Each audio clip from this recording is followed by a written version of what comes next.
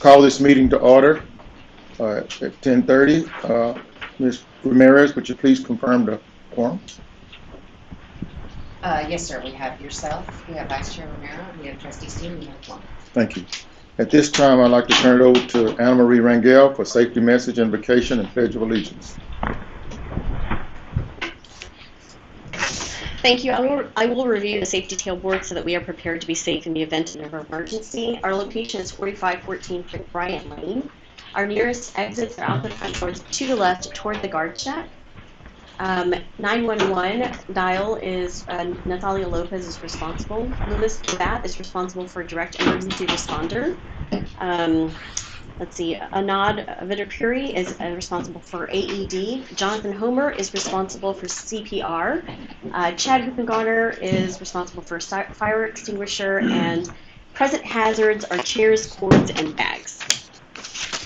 Safety is a top priority, and while we hope this information is never needed, we want to ensure that we are prepared. Will you please stand with me for the invocation?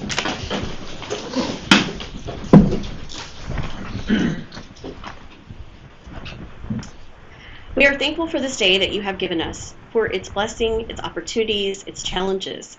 Thank you for the ability to be involved in useful work and for the honor of bearing important responsibilities. We ask that you would give our thoughts and our actions, guide our thoughts and our actions so that we may have a successful meeting of the CPS Energy Board of Trustees. Help us to accomplish our goals while displaying our character. Help us to do good, to be honest, to serve others, and to fulfill our obligations to our community. We pray these things in your name.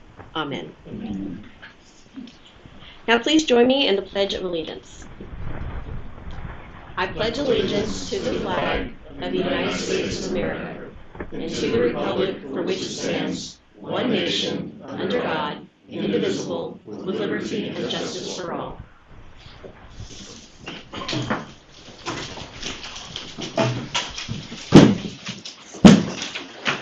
Okay, at this time, we don't have any public comments, so we're going to move to consent agenda, approval of minutes of the Risk Management Committee. We have a vote. Approved minutes. So moved.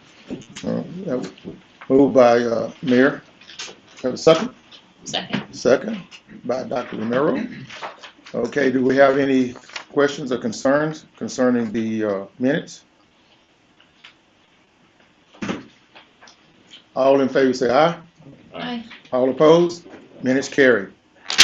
Okay, we'll start with our first one, and item number 5, fiscal year 2025 enterprise and industrial risk.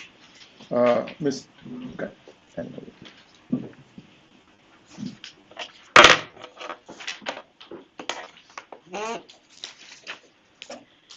Thank you. I want to begin today by summarizing today's topics. I am happy to be able to provide you content that will give you industry perspective on current, emerging, and future risks. Also, at the last Risk Management Committee meeting in December, I shared with you the fiscal year 2024 Risk Register refresh. To better inform the organization of potential exposure as we move into our business planning and budget planning season, the timing of the Risk Register refresh was moved from Q4 to Q1.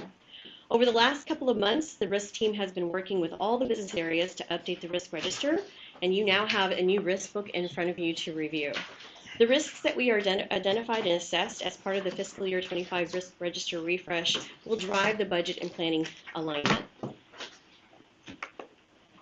But to start, I really wanted to give you an update on the utility risk landscape.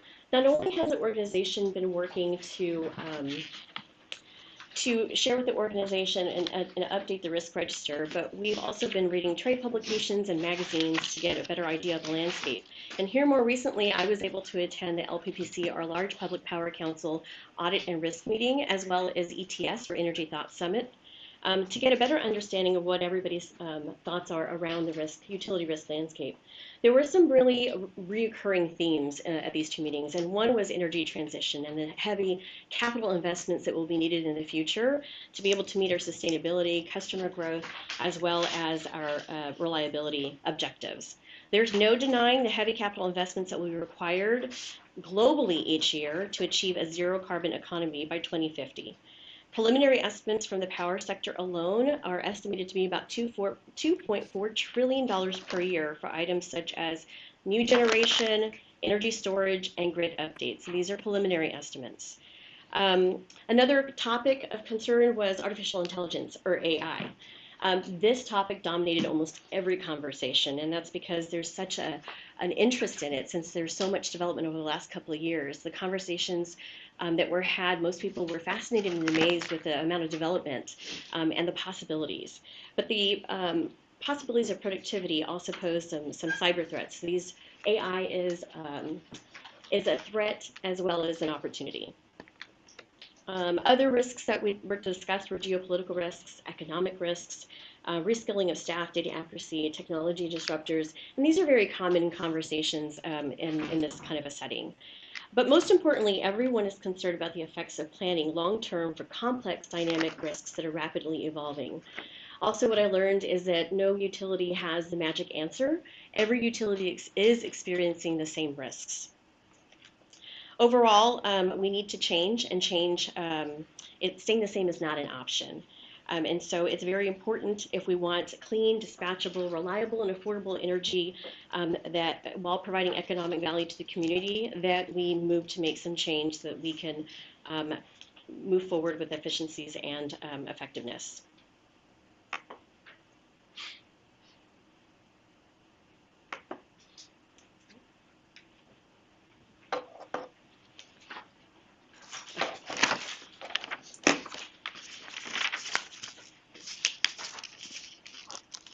Okay, in this particular slide, we rely on Gartner for our industry insight, and usually we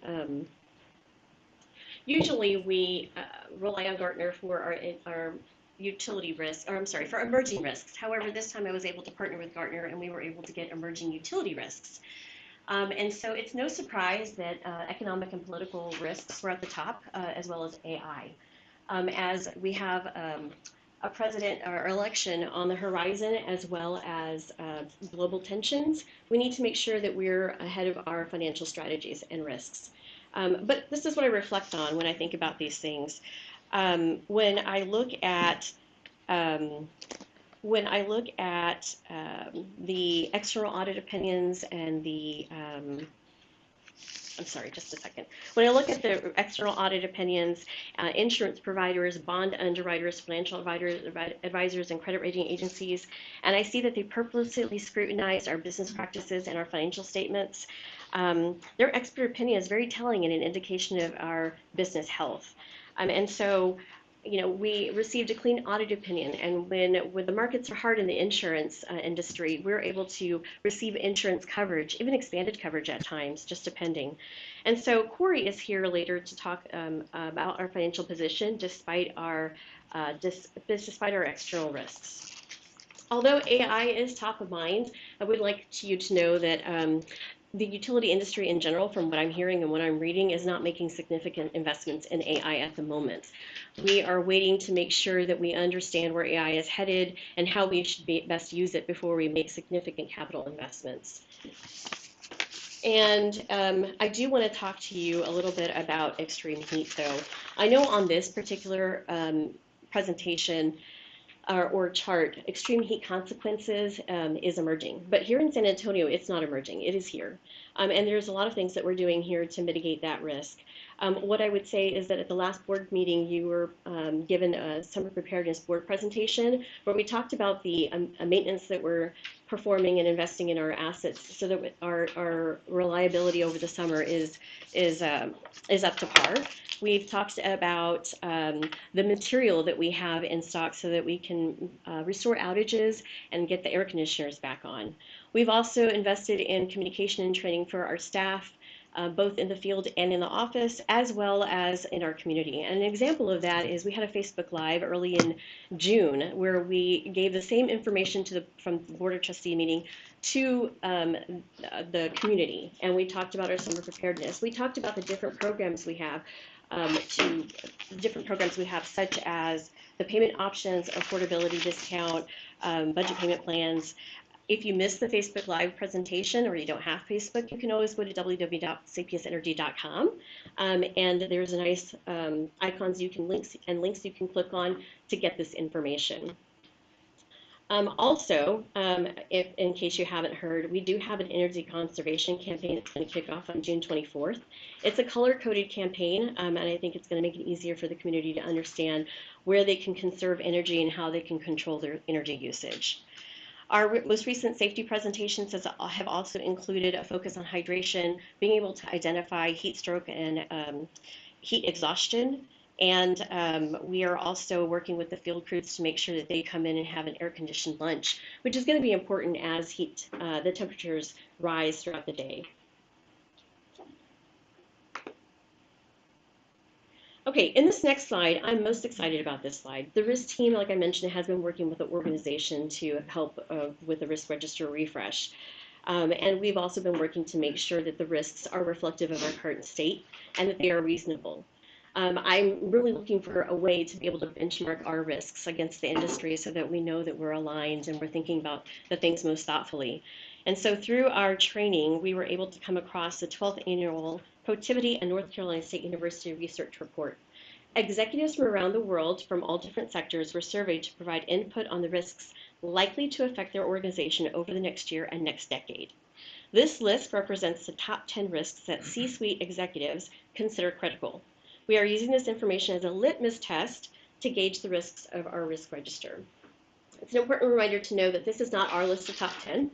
Our risks are a little bit different. The way that we rank them, the way that we describe them, the way that our risk statements will be different. However, the biggest takeaway here is that in fiscal year 25 and in fiscal year 24, we did think thoughtfully through our risks, and we are aligned with other C-suite utility execs in the fact that there is some component and some similarities on this list to our risk register.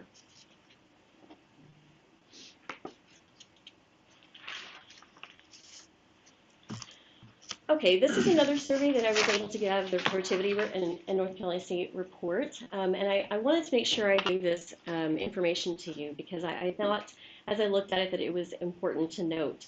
So we see from from calendar year 23 to calendar year 24 that risks shift. These C-suite execs that took the survey on this list, we see that all of these risks shifted down. And risks can shift for a couple of different reasons.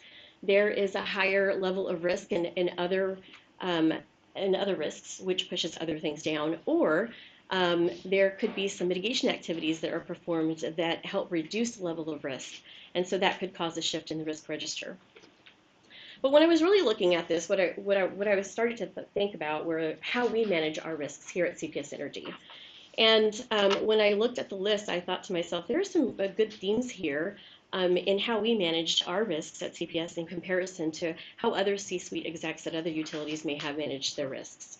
And so in looking at this, some of the themes I want to talk about are strategic planning. We made some really good progress on our Vision 2027, our strategic initiatives, and then our strategic risks. So I'll talk to you a little bit later.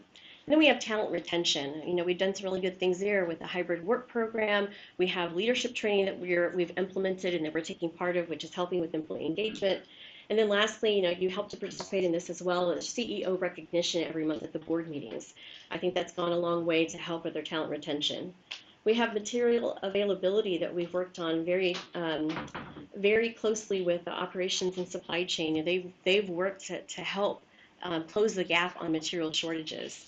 And that's, taken place over the last, maybe 2 years or so, and we still continue to work on that. Then there's timely internal and external communication. I gave you an example of the kind of work that we're doing over summer preparedness and the campaign that we're getting ready to kick off with conservation. But most importantly, what I would like for you guys to take away is that we focus on agility and reliability when we manage our risks. It's going to be important that we are able to pivot quickly, especially in the future years. Okay, so just to recap, I gave some perspective on the industry and how we should be maybe thinking about our risks, how other utilities are thinking about their risk, and things that we've done in the past to help manage our risks. And so that brings us to our enterprise risk register refresh. Overall, the number of our risks did increase by 20%. But that was because, as I promised at the Risk Management Committee meeting in December, we did conduct risk deep dives on each of the strategic initiatives. Again, I'll talk to you more about that in just a moment. And so after we were able to get the risk register refresh information, we had a meeting with senior leadership where we were aligned on the risk register as well as the top 10 risks. Now what we need to do is work on the mitigation plans, update them or create them if we need to, and then most importantly, as I mentioned, with emerging risks, we need to make sure that we keep our eye on the emerging risks, specifically AI right now at the moment.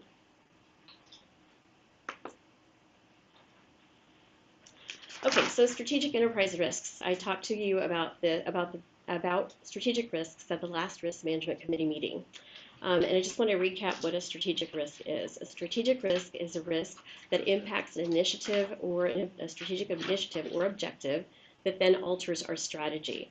And so our initiatives are power generation, customer experience, evolve ERP, system resiliency, and growth. Again, we conducted risk deep dives. We added these to the risk register. And so now we need to make sure that we follow through with our risk mitigation plans.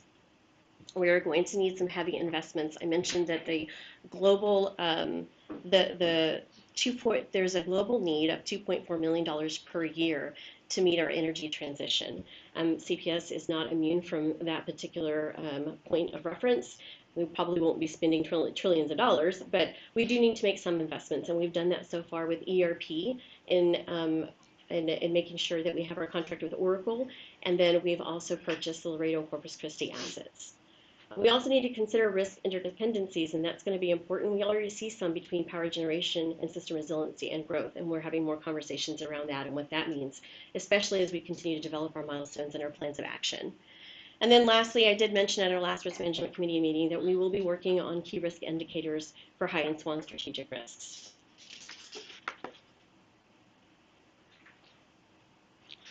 So then on to mitigation planning. High and SWAN risks, we do have mitigation plans for, and we look at those regularly to make sure that people are following through with their mitigation plans, or we need to update, or we talk about updating when it's necessary. Again, through our mitigation planning, we will be supporting the business planning and the budget planning season. And the reason why that's important and the way that this works is mitigation plans are an important component of the risk management process. And so what ends up happening is you identify and assess your risks, you create the mitigation plan, and then you align that to your business plan and then eventually to your budget. And that's the space we're in right now, aligning with our budget. Again, we have invested in ERP and generation assets. But I want to talk specifically about the different strategies because it's not just about investing, it's about how you carry out those things and how you think thoughtfully through your mitigations. There are 4 business practices of risk management in order to mitigate your risks or strategies. So you can accept your risk, but at CPS Energy, we just don't accept our risk. We accept and manage our risks. We want to make sure that our risk level doesn't go up higher. And so we choose to accept and manage at times. We can avoid our risks. Although in all my years here, I don't know that we've ever been able to avoid a risk. We just don't stop doing something we need to do because we don't want the risk. So it's not really an option for us. We can reduce our risk. And what this means is that we might implement a good plan of action with good processes and good internal controls to help eliminate some of that risk. The other thing we might do to reduce our risk is have insurance to reduce our level of exposure. And then the 4th strategy is to transfer our risk, which means that we would hire a third party, maybe somebody who's more specialized in that line of work, to assume that responsibility for us. Managing our risks overall will be important how we position ourselves in the future. The idea of mitigation planning is to make sure that we are ahead of our risks, but more importantly these days is to make sure that we maintain our agility moving forward. Which brings us to 2034. And I thought this was a good point of reference to provide the Board of Trustees as we think about our 2040, 2050 plans. Not only are we looking at Vision 2027, but we are thinking further out into the future. This report here, or this survey here, the C-suite execs were asked what risks in 2024, in 2024 we gave you a list of risks. What risks in 2034 do you think will be more prevalent in your top 10? And what's interesting is that overall the level of risk the risk didn't go away. It was a level of risk that intensified. And so I want to go over the top 3 with you in just a moment. Underpinning all of this, though, is the growing investments in clean energy innovation and a belief that newer advancements will need to be made to provide the amount of clean energy needed. And so what that means is that there's new technology, this disruptive technology out there. We talk about energy transition, and we talk about clean energy needed and the innovation. We're talking about battery storage and things of that nature. All of this will require investments. It'll require thoughtful planning, which we're currently doing. This is not new to us. So that's the good thing. We've been talking about it. And just kind of a point of reference, this year the American Public Power Association reported that public power utilities procure most of their wind and solar energy through power purchases such as PPAs. We do the same thing. But now, moving forward, we're thinking, is it because of the way innovation has developed, is it appropriate to continue with PPAs, or should we be buying renewable assets? And these are the discussions that we're having now to position ourselves for 2040 and 2050 so that we can meet our zero emission goals. So most importantly, if I just pick the top three, regulatory changes and scrutiny. C-suite execs in this survey thought this was going to be a risk that intensified because we're going to be talking more about sustainability and climate change. Catastrophic natural disasters and weather phenomena increased as well because they don't see weather patterns getting any better. In fact, this year alone, we're seeing record temperature, and we're also seeing that there's an increase in hurricanes, and it's going to be an active hurricane season this year. Cyber threats is really kind of interesting, though. It was number 1 in 2024, if you remember, and now it's number 3 in 2034. And that's because AI that posed a threat in the cyber world is now going, well, C-suite execs are hoping that it poses an opportunity moving forward and that we'll be able to use AI to help us with cyber threats. So I thought that was kind of interesting. Overall, with the other risks that are listed, change will be important, as I mentioned at the beginning of the presentation. It'll be extremely important for us to be agile. We need to expect and be more inclined to change and maintain an openness to change and having the agility to adopt to new technologies over the next decade if we want to stay ahead of disruptive technology. Some of the reports that I read, change in the utility industry is a little more challenging because we're naturally conservative, but it's going to become more normalized over time. So right now it may seem kind of a challenge, but as time goes on, I think that's going to be the expectation of the industry. And so I leave you with next steps. Let's see. Okay. So next steps, we're going to continue to have ongoing enterprise risk discussions. We're going to update our risk mitigation plans and support integrated planning. And that's kind of where we're at right now. And so at the next risk management committee meeting, I can give you more information about that. Audit Services and Deloitte are still working with me on the enterprise risk management assessment. We're in the final stages. And so I will also be able to give you an update about those at the next risk management committee meeting. And I'll pause right there. Are there any questions? Okay, excellent, excellent. Do we have any questions, comments? Yes, Mr. Stink? Thank you, Dr. Mickey. Ms. Ronell, thank you for that presentation and all the materials you provided us. So if you go back to slide 4.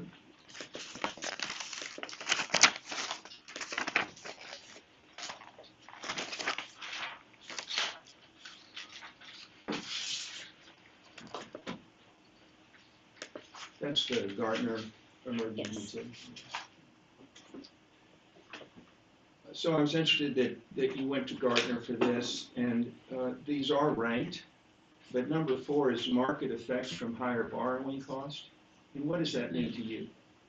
That means that we are paying more for what we borrow. Maybe I'll ask our CFO, when they say, when you say market effects, what market are they talking about? What does that mean? I broadly interpret that as just the financial markets, and I think the takeaway really is around the borrowing costs associated with that. Okay, thank you. Interest rates are higher, Yeah. right? Yeah, it's just stated in Just kind in of an general. unusual way, market Yeah. effects from higher borrowing costs. I have a question. Yes, Oh. Dr. Romero? Thank you. I just think about this a lot, about what it means to be conservative as a utility. And you said the utility industry is naturally conservative. And I just wanted you to elaborate a little bit more on what that means to you. for a long time, we haven't had to make a lot of change. And we had the luxury of taking our time to make change if we wanted to. And so we had very focused efforts around coal and gas and nuclear. And those are the main fuel components. And now there's so much variety out there that we need to make sure that we're being diligent and measured in our approach and selecting the right path forward. Go to slide 6 real quick, Emery. So, Dr. Romero, it's, I kind of chuckled at this particular, the resistance to change. Probably 12 years ago when I would go to the LPPC meetings and be around other utility executives, they had their heels dug in on moving away from coal and, some of the energy transition that we're going through right now. I was just on a panel at APPA last Tuesday, and that kind of mentality has kind of shifted drastically. So, you can really see the impacts of, leaders accepting kind of the inevitable of where we are and leaning into just needing to do what you need to do to keep the lights on. I have seen this kind of just in the tone of the meetings between where we were 12 years ago and where we are today. It really is like night and day. Yeah, like it almost seems like being resistant to change now is more radical than conservative. Thank you. Hey, that was a good presentation. Thank you. Thank you. Great job. Now we'll move on to number 6, ERP risk management.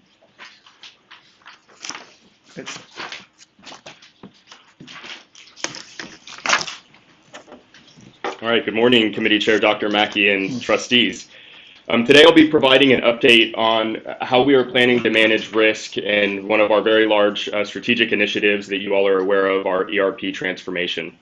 Our agenda today will really focus on the approach that we're taking to ensure that our risks are being identified early, and we're communicating about those risks often with all of our various stakeholders group to really help ensure a successful execution of our program.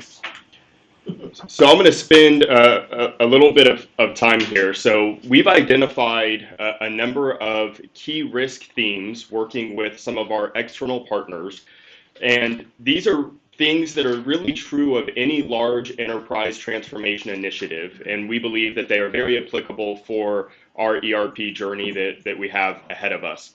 Along the left-hand side, you can see some of the theme areas ranging from strategy to adoption to governance. So I'll spend a few minutes kind of walking through each of these 5 themes and highlighting some of the activities that we have already begun to help ensure that we're getting in front of these and mitigating them early. So the first is around organizational fatigue. So at any given time, we, as most other organizations, have a number of different technology initiatives that we are supporting. We recognize that with that becomes quite a bit of draw from a resource perspective across the organization. So we want to ensure that throughout this journey, and we've already begun to integrate this as part of our integrated planning process. You heard Anna Marie spoke about that just a couple of minutes ago, which is really how we're looking at our strategy, our financial planning, our risk planning, and really making sure that we're challenging ourselves early on to not bite off more than we can chew. Ensure that we're investing in those right strategic areas. But that isn't just an activity we're going to do one time. We'll continue to do that throughout the transformation journey, and again, really challenge ourselves to stop, start, or pause our various initiatives. The second, you all have heard me reference this in some of our past presentations, is really around the technology itself and ensuring that we are not over-customizing that technology. The current ERP that we have in place today is heavily customized. As a reminder, that was implemented about 23 years ago. And one of the primary drivers for organizations to customize technology, such as an ERP platform, is because they don't want to conform or take advantage of a lot of the best practices that inherently come along with the new technology solution. Saying that another way, change management is key, and that's something we'll continue to talk about. So to mitigate this, we are, as a leadership team and throughout all levels of the organization, reinforcing early on the need for us to rethink our business processes as we go through this journey. How can we leverage the capabilities the new technology will give us, align those with industry best practices, and really challenge ourselves to change the way that we work. At the end of the day, we continue to reinforce this is not a technology initiative, this is a business transformation initiative, and we will only achieve those outcomes if we are committed to redesigning our processes. The third area from an adoption perspective is more broadly stakeholders failing to evolve the operating model. So we have business processes that typically is transactional, if you will, within the business. Changing the operating model is a broader strategic commitment that we as an organization will need to make. Now, one of the ways that we want to ensure that we are thinking about that holistically and throughout program execution is by clearly defining our business outcomes and associated targets that we can hold ourselves accountable to as we implement our new ERP platform. The fourth area is really around resourcing. So we know that this initiative is going to require a lot from our workforce. As a reminder, we anticipate about 120 FTEs that are in our organization today at any given time will be full-time dedicated to the program over a multi-year period. That's a significant amount of our workforce. So we want to ensure that we have a strong program management function in place that is able to supplement our internal resources and also bring expertise that some of our more tenured team members that know our processes really well may not be able to have that direct experience in supporting or being part of a large-scale transformation initiative. So our key to mitigation here is leveraging the expertise with our existing workforce and partnering them with our external implementation partner and partners to help inject, if you will, a lot of that external expertise, both from a program perspective as well as we think about our future ways of working. And then the fourth theme area is really focused around governance. Making sure that we are agile. You heard that in our previous presentation. I think you'll continue to hear us use that term more and more. It's something that we recognize, we as an organization, as does our industry more broadly, have to build that muscle. And so we have built a governance structure and decision-making framework that will allow us to make the right type of decision at the right time, so we're not holding up the organization or more specifically execution of the program. One other thing I want to mention here, I think we get the benefit of learning from a number of organizations that have gone through a transformation of similar size, scope, and investment. And so while it may be easy to think about a lot of the roadblocks and challenges that we are going to encounter throughout this journey, our approach is to take a much more positive lens. We're thinking about these things now and developing these mitigation strategies early because our goal is to be a model of what a successful transformation of this scale can look like, and we're very much committed to ensuring that we get to that outcome through our journey here. So the fifth theme I want to click into and speak about in a bit more detail, which is really all around program governance. Now, we have shared this through both our board committee meetings as well as in past full board updates, but this really is a key element of our strategy to ensure success. This governance model, you'll hear me refer to it as our governance pyramid, has actually been in place for almost a year now, and we have been effectively using it to make decisions within the program during that time. I'll start at the top. The first key component is our steering committee. Our steering committee is made up of our CEO, Rudy Garza, and his direct reports. We meet on a monthly basis and have already made a number of decisions that we have brought to the board for approval and or provided through regular updates. The next layer of our governance pyramid is our operating committee. Each steering committee member has a delegate that they have assigned to the operating committee, and they're really responsible for driving a lot of the key strategic program decisions. The operating committee will escalate things to the steering committee when they directly impact either our timeline, our budget, or program scope. Those are the three primary focus areas of the steering committee. The day-to-day strategic decision-making we want to occur within that operating committee. The third tier of our governance pyramid are capability group leads. These are the individuals that are truly responsible for implementing our future integrated solution. We are in the process of filling those roles. We will have 8 individuals, actually 9 individuals if we add the technical component as well, that will be moving in to the program on a full-time basis throughout program execution. These individuals are responsible for representing our various business capability areas. So as an example, hire to retire is a capability group lead, meter to cash is a capability group lead, and many others. So these individuals are really responsible for translating our business process into the new technology solution and doing the opposite as well. And then that fourth tier, which will be planned later this year and into next year, is really building out our capability team. So these are the subject matter experts that will be moving in and out of the program throughout execution. Now you'll notice at the bottom, I refer to our program office as really the foundation for all of this. This is the team that allows us to effectively execute all aspects of the program and really navigates the governance pyramid and brings the right items to each of those audiences throughout program execution. Now on the right-hand side, along this pyramid, we have fully integrated our approach to risk management specifically within the ERP program. You'll notice there are lines that go from that risk management visual depiction on the right to each portion of our governance pyramid, and that's because risk, oversight, and management will touch all aspects of our program execution. So I want to expand on that here in a bit more detail. There are four primary components to our ERP transformation program risk management approach. The first is the ERP program team itself. And our in our governance pyramid, that program team is encompassed in that bottom blue box. Our ERP program team is really the closest to the execution of our ERP program, and they have first line of sight into any risks that may be coming up as we are executing the program. As such, they're responsible for managing a risk register. That is the responsibility of our project and program managers, and they'll be doing that across all of our different work streams.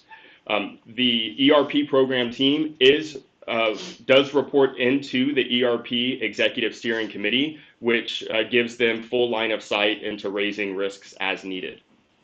The second component, or that box in the middle, is our Risk Management Subcommittee. So this is a subcommittee that we've created specifically for our ERP transformation program. It is led by a cross-functional group of individuals with representation from audit, from enterprise risk, from cybersecurity, and various other stakeholders.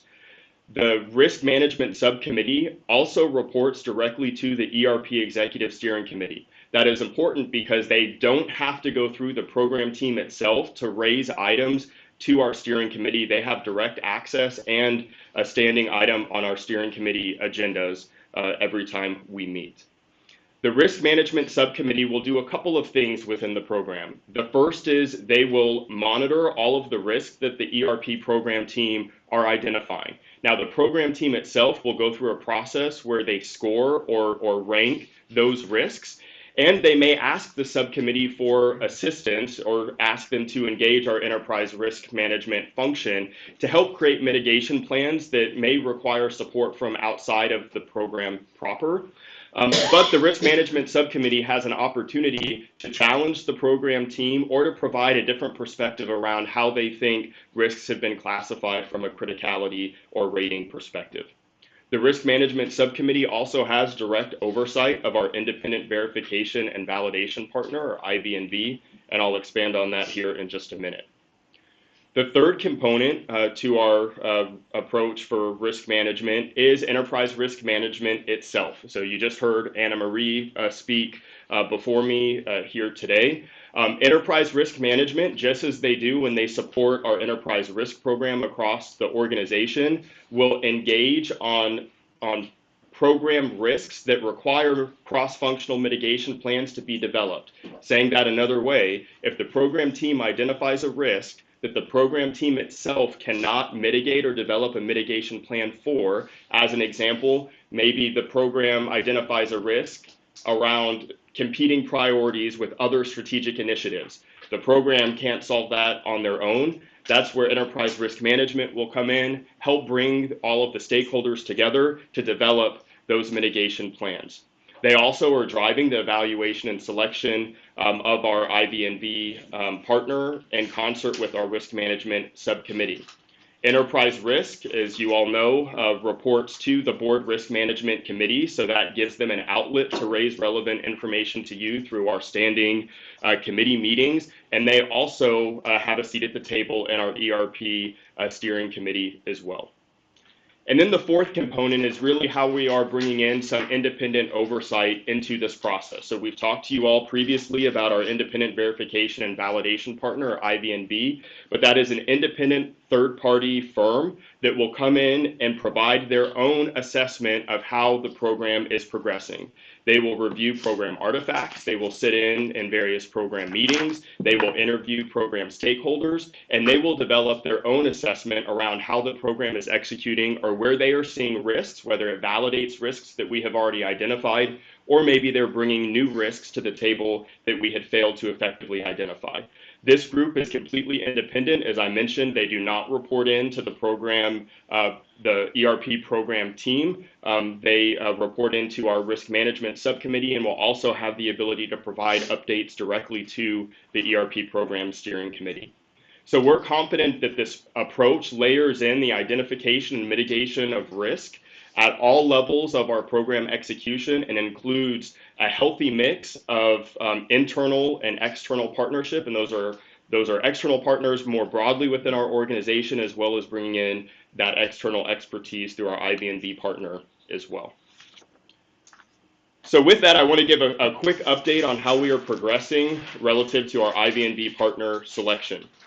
So we did release that RFP back in March of this year, so a couple of months ago.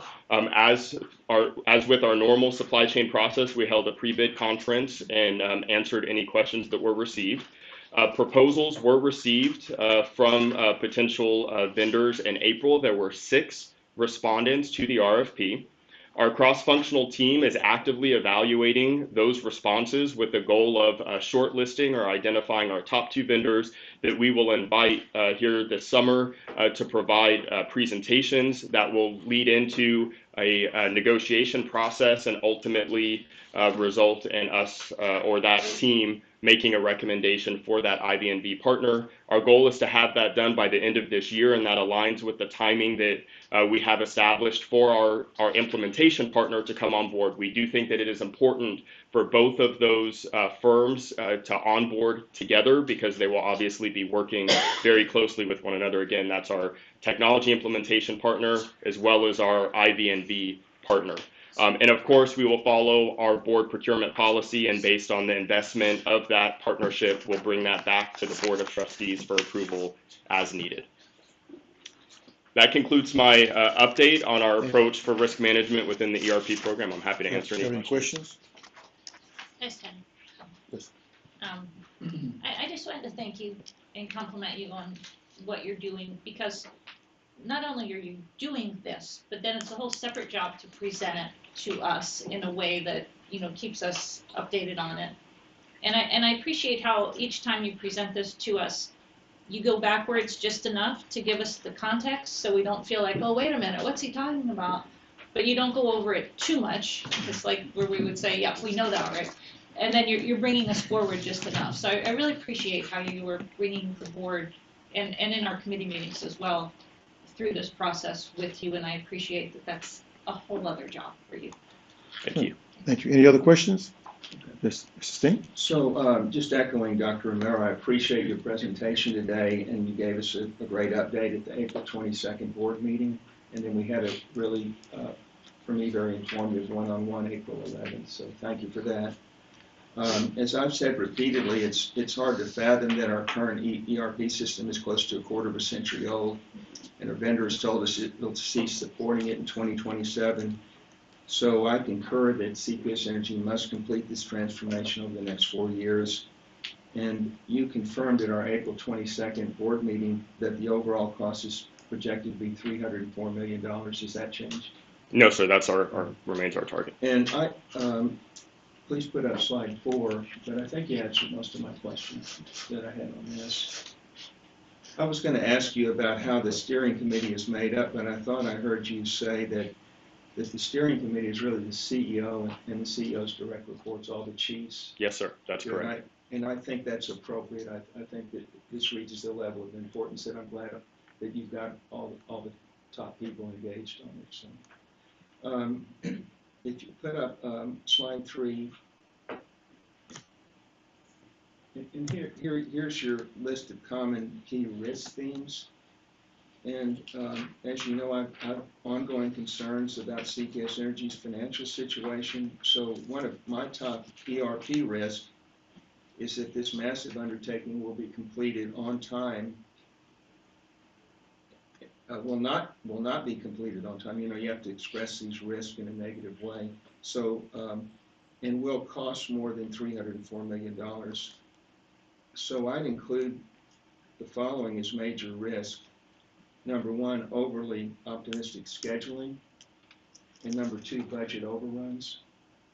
And of course, factors that contribute to budget overruns include underestimating cost, subpar cost management, scope creep, general unforeseen expenses, etc. And so 2 questions. First, how are you planning to mitigate the financial risk I'm focusing on? And second, are you drawing up contingency plans to mitigate the impact of unanticipated delays and expenses? Yes, sir. Thank you for the questions. You know, I would say first, our approach to executing this transformation, I think, inherently helps to mitigate some of the things you mentioned. And what I mean by that is there are typically 2 ways you can manage a transformation of this size. One approach is a big bang. Right? So you make the investment, you put your team together, they go off, and they do all of this work for a few years, and then you come back and you flip a switch and hope everything works the way that it's supposed to, right?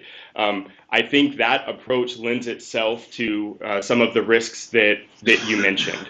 Our approach is not that. Our approach for this transformation is to deliver functionality or components of the new technology and supporting business process change as early and as often as possible. That iterative approach creates a model that allows us to take a look at how much we're spending by work stream. When there are delays, can we account for those delays and other work streams that haven't gone live? So it gives us much more control to help hold our vendor partner ecosystem accountable, as well as hold ourselves accountable to be able to say, hey, maybe we don't need to deliver everything we thought in a particular work stream because now we had spent more resources in maybe a different work stream. So we're very mindful of the things that you mentioned. I also think that our governance model is designed to help address these challenges. Any change request for this program relative to scope, to dollars, or to schedule immediately goes to our steering committee. So that means our senior leadership team will be opining on any of those requests and make whatever decision we believe is necessary to ensure that the program is successful and that we are keeping those 3 elements of the triangle, which are true for any large project: scope, schedule, budget, or the 3 factors. And so I think our approach, in concert with our governance structure, will keep these things at the forefront and fully integrated into the decision making as we're executing the program. Thank you. Have any other questions? When I look at this, good presentation, and I see how this has been really kind of stressed out. And I know exactly what you're talking about, explaining that, but I do have some concerns about the length of this without going out with the RFP, RFQ, it's with the 2 major vendors. I don't know. I just see it just too far out there. Price is going to escalate. And it's going to tie hands in some things with overpricing too. But Dr. Reagan, let me just, okay. we're on schedule. Okay. We have been deliberate in our execution up to this point. It took us 2 rate cases to pay for it. So we've got a good plan. My expectation on the team is that we're going to execute the plan that we've come up with.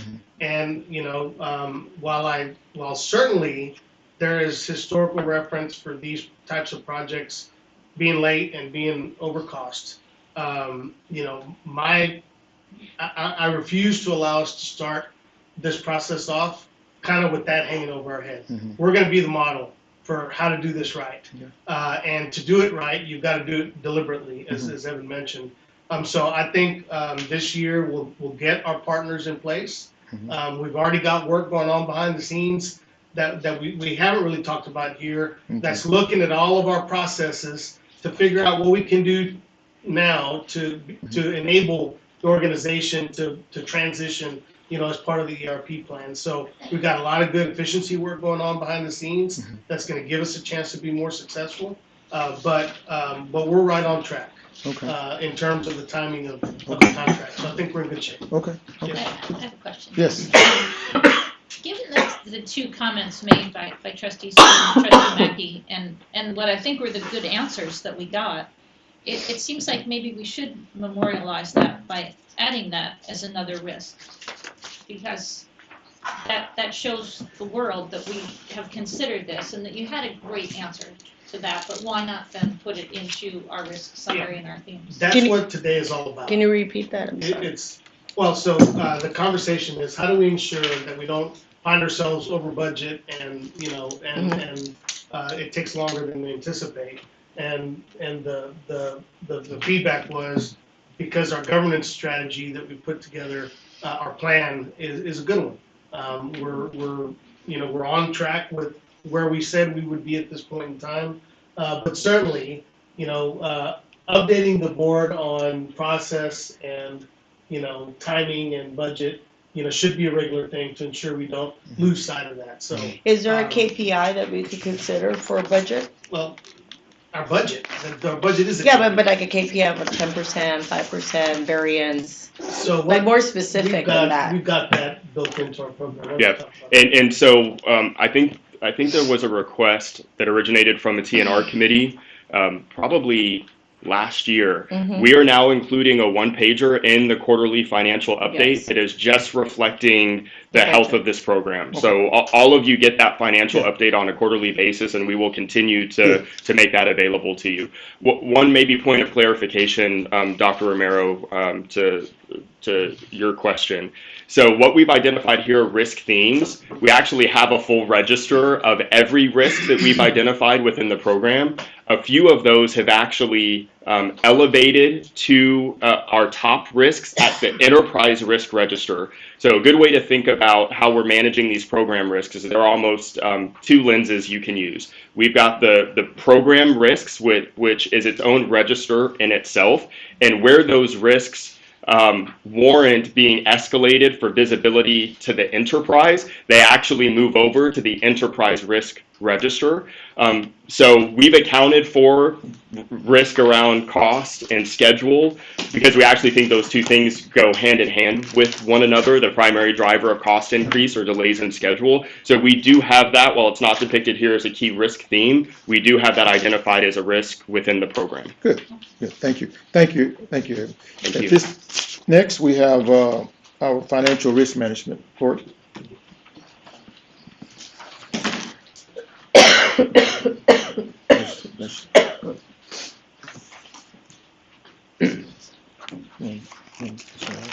Yeah, I'm gonna be like this all day, just ignore me. She's giving you.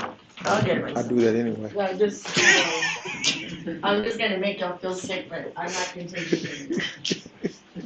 Good morning, Chair. Good morning, Board. Good morning. Good to see everyone. And as you mentioned, Dr. Mackey, I'll be talking about financial risk management today. And thought we'd kind of break the conversation out into 5 parts. I'm going to kind of start with an overview just to kind of anchor to how we are built and how our money flows with our governance structure.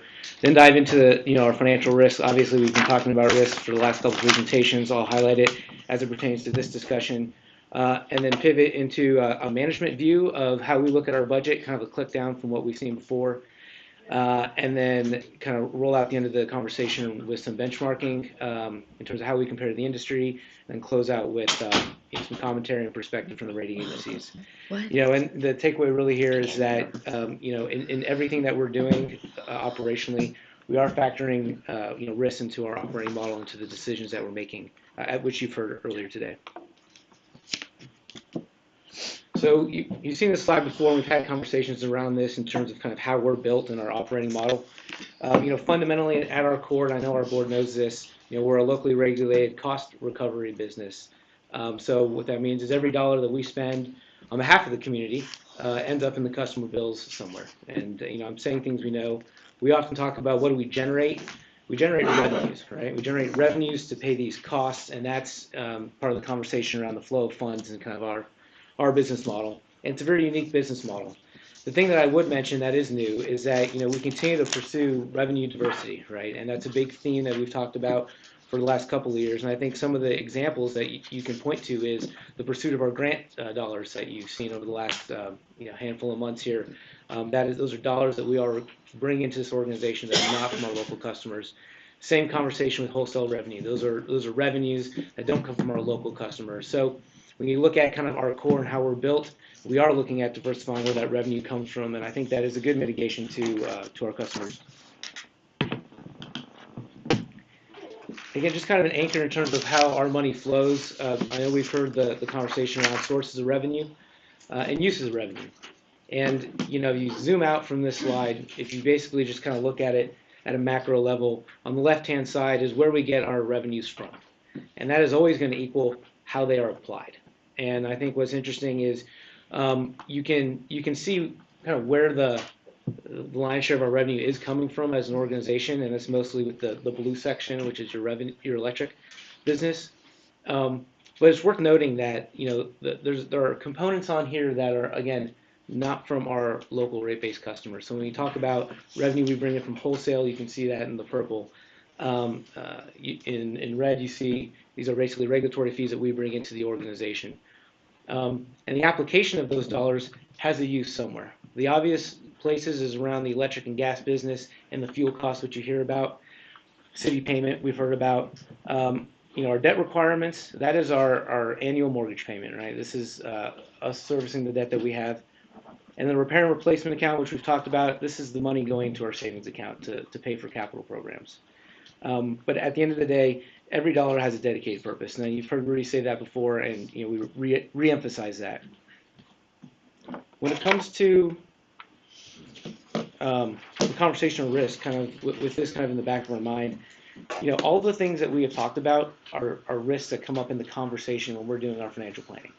So, digital transformation, just heard Evan talking about ERP. It's broader than just ERP. I mean, there's digital transformation going on everywhere in this organization. And to the extent that we put in funds and support Evan in that regard, there are elements of that from a mitigation perspective that we've talked about. This is probably the broader point that I'd make. Our budget and our forecast isn't static, and it shouldn't be looked at as static. There's going to be ebbs and flows in what occurs in real life, and that is something that, again, we should consider when we look at how we're performing relative to our plans.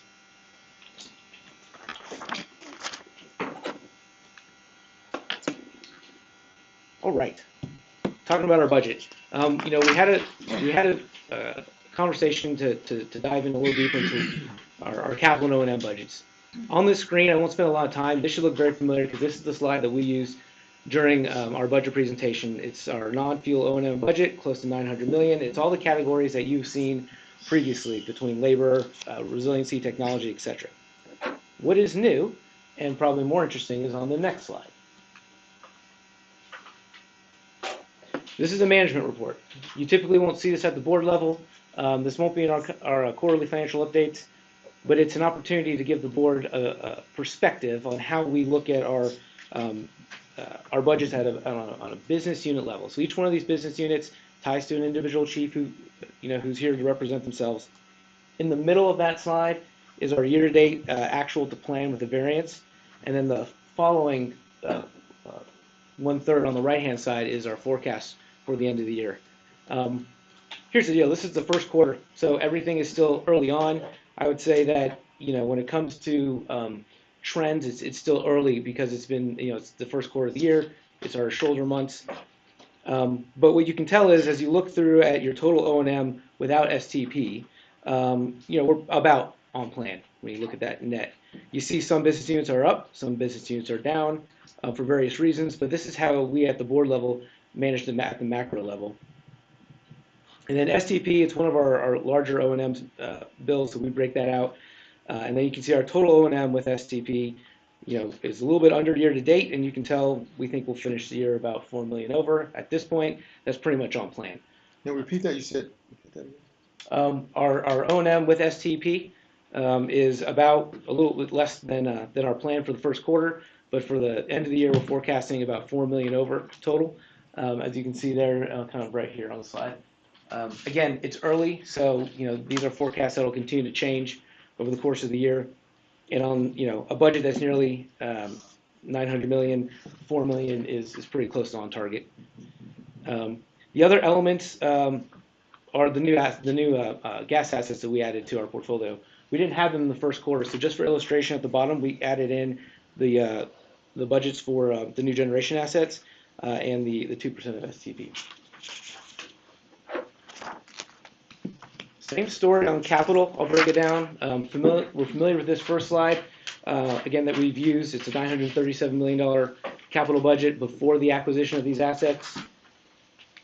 And then same concept here, kind of clicking down on a business unit level. Again, a little bit under in non-transmission spend. And you've heard me talk about our budgets with and without transmission, and I think that's important because over the last couple of years, we've seen transmission needs really accelerate in the state, and there's an obligation, of course, for us to meet those needs. So when you look at the total non-transmission spend for CPS so far, about $8 million under relative to our plan. That's not bad for the first quarter. When you look at the total spend, for the year non-transmission, we think we'll come in a little bit under. But I broke out transmission separately, and you can see that the spend there is higher than planned. This syncs up with every headline we've seen about folks are coming to Texas, you've got data centers needing transmission, et cetera, et cetera. So the fact that we have already spent more than our plan, which was higher than last year, mind you, and anticipate more, the recovery of these dollars is different than our base rates. And I think that's important for us from a governance perspective. When we do our local base rates, it's for non-transmission assets. Transmission is recovered at the state level. So we typically haven't had to have this conversation because transmission spend has been steady and it hasn't really been that material of an issue. We've done interim filings with the PUC. We're about to do a full filing, rate case filing with the PUC. That's where we get recovery. What's different here and may stand out over the coming years with growth is an element of regulatory lag, which means as we spend the dollars for what we need, we then go to the state, and it's a lot longer process than it is going to our city council to ask for recovery of dollars. So you'll probably hear more about that theme throughout the course of the year, and as the state continues to grow, data centers continue to come to Texas, we continue to build out renewable resources in different parts of the state, you're going to see that need for transmission continue. But as I mentioned, is a different recovery mechanism, and so I think it's worthy spending the few minutes that I did just calling that out. And then again, at the very bottom, we've layered in the new assets we purchased. That is both the purchase price plus about $10 million of capital spend that we anticipated we'd spend this year. Again, we made the purchase after the first quarter, so I'm just showing that kind of illustratively. So again, the takeaway really is this is just, like I said, a click-down view for us at a management level, so you can kind of see how we're tracking it. So I'll pivot to this next slide about kind of benchmarking. You've heard me say before, we are up there with the size of the New Yorks and the LAs. So we have LA Department of Water and Power. Close to us, they actually have water. That'd be like if SAWS was merged into us. And you see Long Island, LIPA. They are one of our, one of the larger municipals as well. And a couple of things. You can see the size of customers. We're close to 1 million. And we're up there again with LA and LIPA. You can see our revenue size at $3.5 billion. It's half the size of LA, but again, significant compared to the rest of these utilities. And again, our credit rating, AA-, we've talked about that a lot. again, we're in the neighborhood there of what you'd expect for the types of electric and gas utilities. And then our financial profile, this is a little bit dated benchmark data, but you can still see the trends still remain true. Our operating cost per kilowatt hour is lower than a lot of those other those areas. What really stands out to me, though, is the growth. When you talk about the strength of this city, you see we got 2.8% from a benchmark perspective. That is the tailwind we have in this community, is that we have growth. And so when you've got large commitments and infrastructure to build, but you're in a community that has a lower operating cost per kWh and has stronger growth in these other cities, that positions us well to do the things that we're talking about taking on. So anyways, just an element there for us to see. Another element here too is about kind of the financial profile that you can't see here is the ownership of our nuclear assets. We own a larger percentage than the rest of these utilities do, and so that's an element of risk that kind of holds our credit rating, down relative to where it could be if you didn't have that risk profile from an asset perspective. Can you repeat that last statement again? Yeah, just our ownership of STP, our nuclear assets. There's a risk profile that the rating agencies kind of put on top of us that kind of will keep our credit ratings, a little bit more depressed. So you than say they it would has otherwise be. nothing to do with financial stability. It has to do just with the fact that the type of asset that we own will always have significant amount of risk. Therefore, that's heavily weighted over perfect financials. Correct. Yeah, I don't think you'd ever hit a AAA rating at all because there's a risk profile that the agencies have that, while minimal, it's still catastrophic if it were to occur. And that got exemplified when the Fukushima event occurred. It really became a headline, but even prior to that, it was always a risk factor by the rating agencies. Okay. Yeah, and it's just a qualitative fact that you don't really see on a slide unless we're spending time discussing it. And so on the next slide. So the next slide here was, again, continuing kind of how we compare, and I know there was an S&P report that was referenced at a previous board meeting. This is another view of kind of how you can look at debt through a debt per customer. Again, this data is from 2003, but again, you can kind of see CPS by this measure around 4,500 per customer. The average between these entities is 5,200, with the high being, I believe, 8,100. Again, just another way to view kind of debt per customer.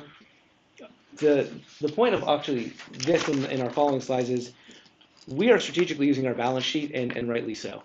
And this is one view of debt, but I don't think it's the only view of debt. I think it's important from a, again, perspective, directional point of view. But again, just wanted to illustrate that, and all of these entities are in the same boat we are. If you fast forward 2 years from this benchmark data, I would imagine all these numbers to go up because all of these have the same issues about needing to build and spend money. They're the same utilities that are out in the market issuing debt when we're out in the market issuing debt. So I think it slides. So it's all going to be about relative comparison. And again, the other thing that's really interesting that'll help keep this down is if you go back to the other page, which I won't flip back to, our growth rate is higher than these other cities. So we're getting more people. So the debt we are issuing is the per customer number will probably go up less than the other cities that don't have as fast growth as we do. Again, another positive in our in our corner. So nothing exemplifies us using our balance sheet strategically than the new assets we purchased. And I think this slide tells a whole lot. There's a lot on this slide, and there's a great story. This is the slide we showed to the rating agencies. And this is the slide that they spoke to when they referenced our purchase as a risk mitigation element. What you can see going back to 2013 is our debt capitalization ratio. And you can see just from a distance perspective, we're flexing between 60 and 65% debt cap. Just for perspective, we talk about the nominal amount of debt we've issued, and it's going up. True. But, back when we were peaking there in 2015, 16, close to 63, almost 64% debt cap, our nominal amount of that outstanding debt was $5.8 billion. Right? So this is why we have the ratios and why we look at it through this lens. The other part of the story is where the line kind of breaks. We had a forecast of our generation plan that our board had approved January of last year, and that is in the gray line that shows how we had forecasted our debt capitalization ratio to go up to support all that build and spend that we had. The orange is what we did in real life. This was the pulling forward of the assets and the issuing the debt we had to. And so it's completely consistent that we are borrowing more debt, borrowing more dollars this year than planned. But the story that the rating agencies hooked onto is that crossover point. That orange line is coming in under the gray, and that is the story that is reflected in those reports. And so not only is this a reduction in risk from a financial perspective, they view it as a reduction in risk operationally to have these assets to be long. And the reason we were able to do this is because of the financial flexibility that our balance sheet afforded us. And the name of the game for the last 3 years has been financial flexibility through liquidity. So we try and always have $800 to $1 billion of cash. We're always going to have about $1 billion or so of dry powder, so to speak, of unused credit capacity to the extent we need to be opportunistic, which we were. And so that is, again, what we'll do when I think about a macro mitigation. It's about maintaining that financial flexibility in perpetuity, right, through this whole execution of our build out over the next 10 years or more. And we've done a good job of that. Again, and not many utilities could do what we did in 3 months and have the balance sheet already staged and ready to go, which is what we had. Pulled a few quotes out here from the rating agencies. There's more we can look at. The board has been shared those reports, but really just, again, referencing kind of the positive perception they have of the addition we did that was reflected in the change of our outlook to stable. And again, I think just reiterating almost everything I've said probably multiple times here on the screen, it's really a reflection of the rating agencies kind of validating our plan. And as Rudy has mentioned before, we have a plan. We talk it through with our board, our community, and how it shakes out, how it's perceived by the rating agencies will be a validation one way or the other of what they think of what we're doing, but we're meeting the needs of our community. And I believe that's my last slide. So I'll pause there, for any questions that the board may have. Yes, I do. Dr. Oh, go ahead, Dr. Dr. Romero's Romero. fine. Okay, I don't understand how STP appears in the various slides. So, like on slide 7, we have an STP line, 2 STP lines, and then on slide 9, there's 2 STP lines. So can you kind of walk me through those and just explain what exactly that is related to STP?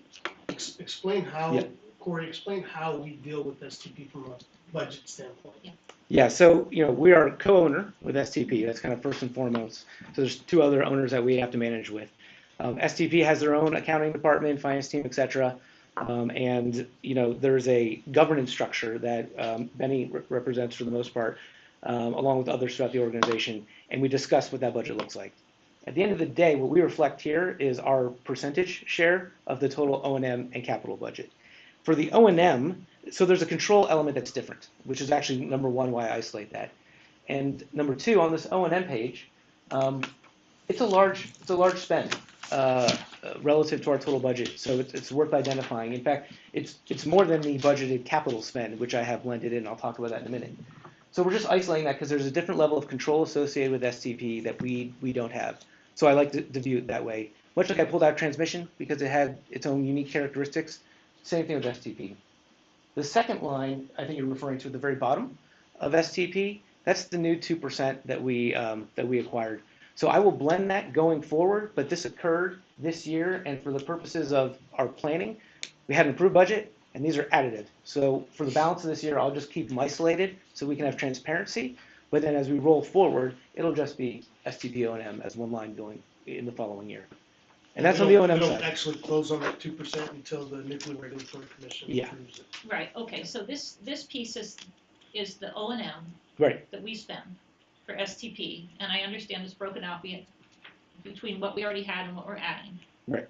Okay, but then again, can you also go through it in the capital budget? Yeah. Okay. So same concept, right? I mean, the only distinction between the money that flows out for capital O&M is just what it's for, right? So this would just be your long-term assets. Again, STP capital spend is a smaller percentage of our total capital, so I roll it all together in the capital view, but same concept. There's an element of less control, so to speak, on STP. To me, what's more material is pulling out transmission versus non-transmission on the capital side, because that's what kind of the materiality is. Again, these are management reports, so this is just kind of a bias that we have in terms of how we look and manage the business. But that represents, again, that first STP is just kind of the original percentage that we had. Same thing here, representing the capital spend, we think associated with the new 2%. This is really just the purchase price, that $80 million. I mean, it's an estimate, but to Rudy's point, we haven't closed yet, but I'm going to put that in my LE for the balance of the year, anticipating all the approvals go through as planned. But what is the capital cost that's not the $80 million? That's the 24.6. It's routine. Yeah, it's the routine capital, but like we have a $900 million capital plan. They have their own capital plan of 80, 90 million. I can't remember. That's our 40% of it. Yeah. Oh, okay. So it's a budget assigned for Yeah. the So typical, not the typical, but the estimated cost to maintain. So these are equipment upgrades or change outs or replacements standard that are O&M, capital in nature, operation meaning they have a maintenance. long-term life, beyond a year, and those are the bigger lift items. Benny probably has a better idea of the But it's actual not equipment. the operation and maintenance, because it's in the cap, that's why I'm asking that. Yeah, this is the capital investment, Yeah, not the capital. operation and maintenance. Right. Right. Yeah. So these would be the big list. Probably stuff during outages, perhaps, if they're replacing parts. Right. Just improvements, so. And But we it's had- out of we the had O&M. util- We had This is the utility capital. outages Right. this year. Separate than Right. separate. That's Yeah. done one, we got another one coming. Yeah. It's a big capital. Okay, Yeah. thank you. Ms. Gonzalez? No, I'm good. I think she touched on it. I'm fine. Okay. Mr. Steen? Mr. Kaczynski, I think it's fair to say that some of your written presentation and comments today, they're kind of a refutation of statements I made at our last board meeting to the effect that CPS Energy is on a slippery slope of borrowing too much and burdening our customers too much. So if you put up slide 4, please.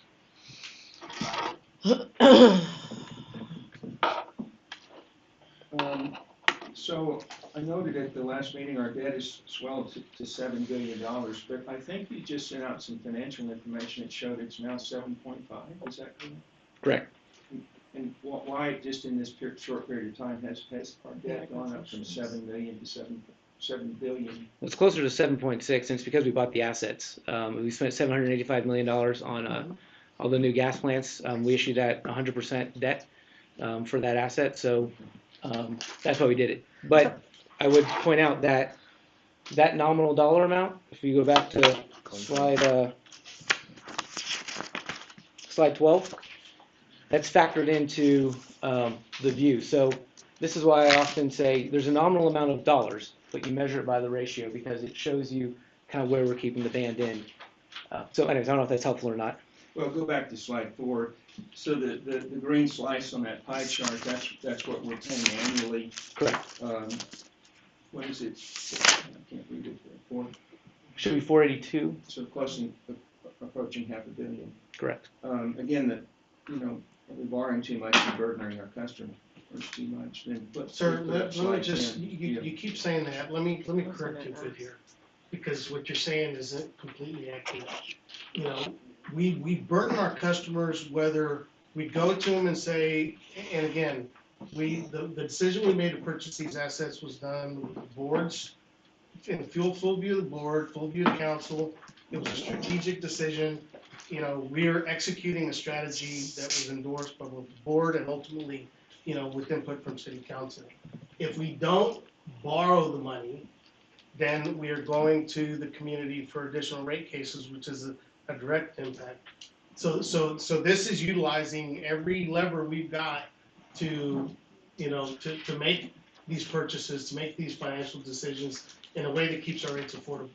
So overburdening our customers, you say that without the additional context of our rates still being amongst the lowest in the country and the lowest in the state. So this is an execution of a strategy that the board agreed to. So it's not, we're not doing that, of our own, volition here. We're doing that as a strategy that the board agreed to.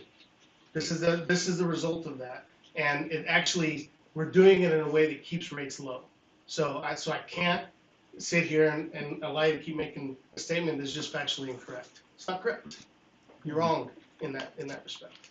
We're doing it in the most affordable way for our customers by balancing what we're asking of our customers in terms of rate support with, use of what is some of the lowest interest debt in our industry that we get. We were 8 times oversubscribed as we took this deal to market, in the markets, which means that we're getting the lowest rates possible. That's a good thing for our customers. So it takes a balanced approach. Even with debt levels rising, it's going to come down on the back end quicker than we anticipated on an approved generation plan that the community was, informed by the rate advisory committee. This is the plan. This has always been the plan. So we're not doing anything that wasn't originally intended from the get-go. You have any other questions, Mr. Steen? I do. Okay, go ahead. So with that additional debt that's been taken on, now how does that change that $482.3 million? I think it'll be in the 500s and kind of go up. But again, I would I would say, and I can get the nominal amount. That's what we're here to do. It's the coverage ratio, right? So when I think of my debt service now, it's my ability to pay my mortgage payment. So 1.5 has always been kind of that ratio. So whether it becomes 600 million, 700 million, or 800 million in the future, the rating agencies are going to look at that coverage ratio. So with the addition of these assets, we think our coverage ratio is going to be about 1.55, give or take. So not as robust as this past year, but still above the thresholds. And as they've noted, they'll look at a 3-year average of our coverage ratio, and so we think we'll be, averaging over the 1.5, over that time. And Corey, I was gonna ask, our original plan was to build assets, Mhm. right? And so, what would directionally and if you can estimate mathematically, our debt costs have been compared to the acquisition of, the same equivalent? Yeah. So nominally, we spent about half as much. So we would have been close to 1.5 billion. So that's, half of that number is saved in terms of debt not outstanding, and the corresponding principal and interest associated with that. So again, that goes back to slide 12 of showing the arc of that cap coming below plan. That's the element of affordability, that we're able to speak to that benefits our customers. And I'm sorry, I'm gonna just build upon what both Steen and our current CEO are stating. The thing is, as an organization, we've agreed through a governance process to support things. So my question would be, at this point, we already supported the plan thus far. Mhm. If there are still individuals that are part of the governance structure that wish not to support further, that's the voting process. So my question would be, what's the alternative if from moving forward, we buy no more assets, we don't go back to the community to purchase? I mean, what does that look like? And I think that, in many ways, we've made some really good moves that puts us a little ahead, and I'm not quite sure if today's meeting will provide that financial picture of those scenarios, right? Because it's done. We voted. Right. We agreed to a generation plan. We agreed to environmental goals. We have a generation mix that needs, frankly, regardless of the administration nationally or locally or even state, that will accommodate the desires of where we're going to move forward where we're looking for energy mix sources, right? Mm-hmm. Whether it's leaning more towards nuclear, whether it's it's there, it's done.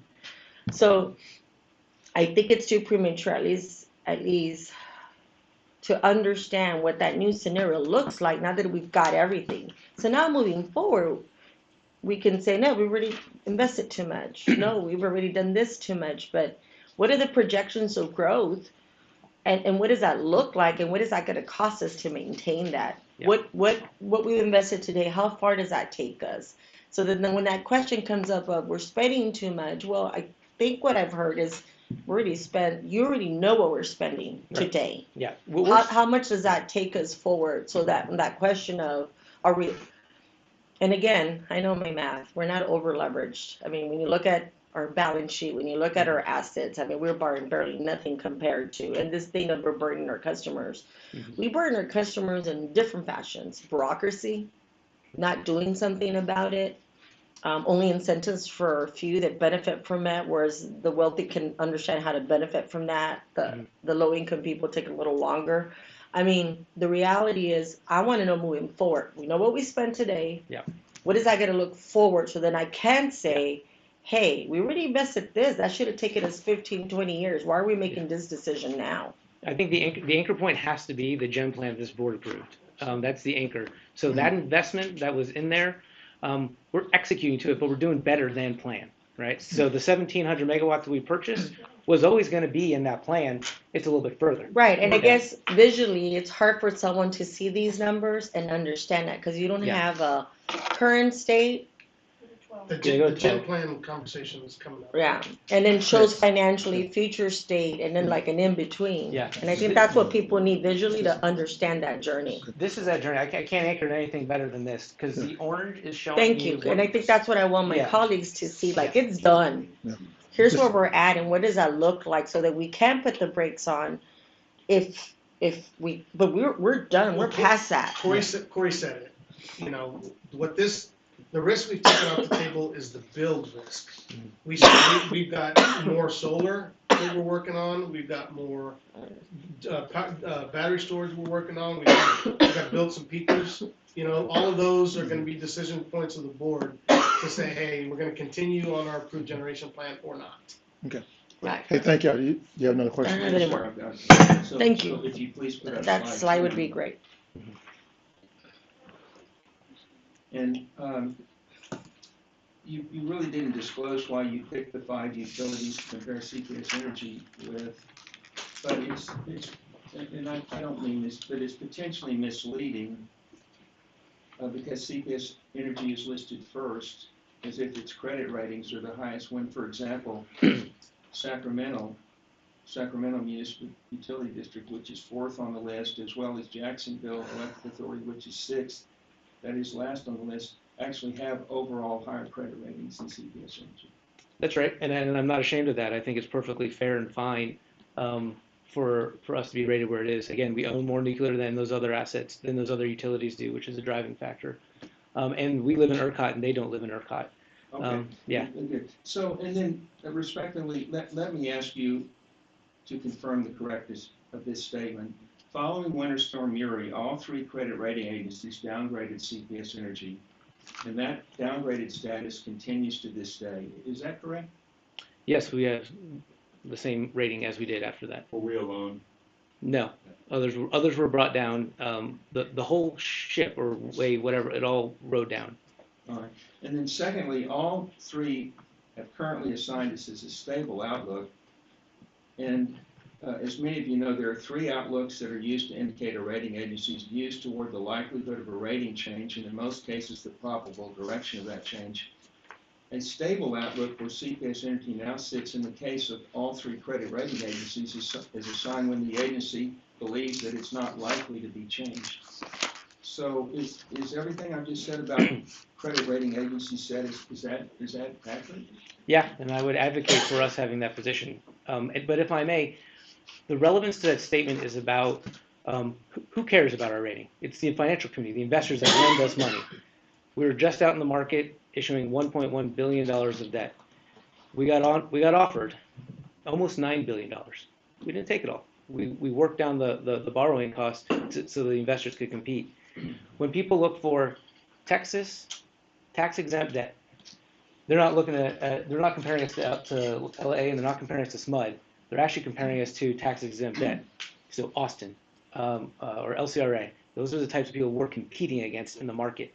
There's no need for us to improve our credit rating any more than it is today, because I don't need even more people to offer us money that I can't accept. So when I look at it from a cost-benefit perspective, yeah, I think stable is really good. We've got the right attention from the financial community, highly competitive. I think our total all-in interest cost was like 4.1% on 1.1 billion, which is phenomenal.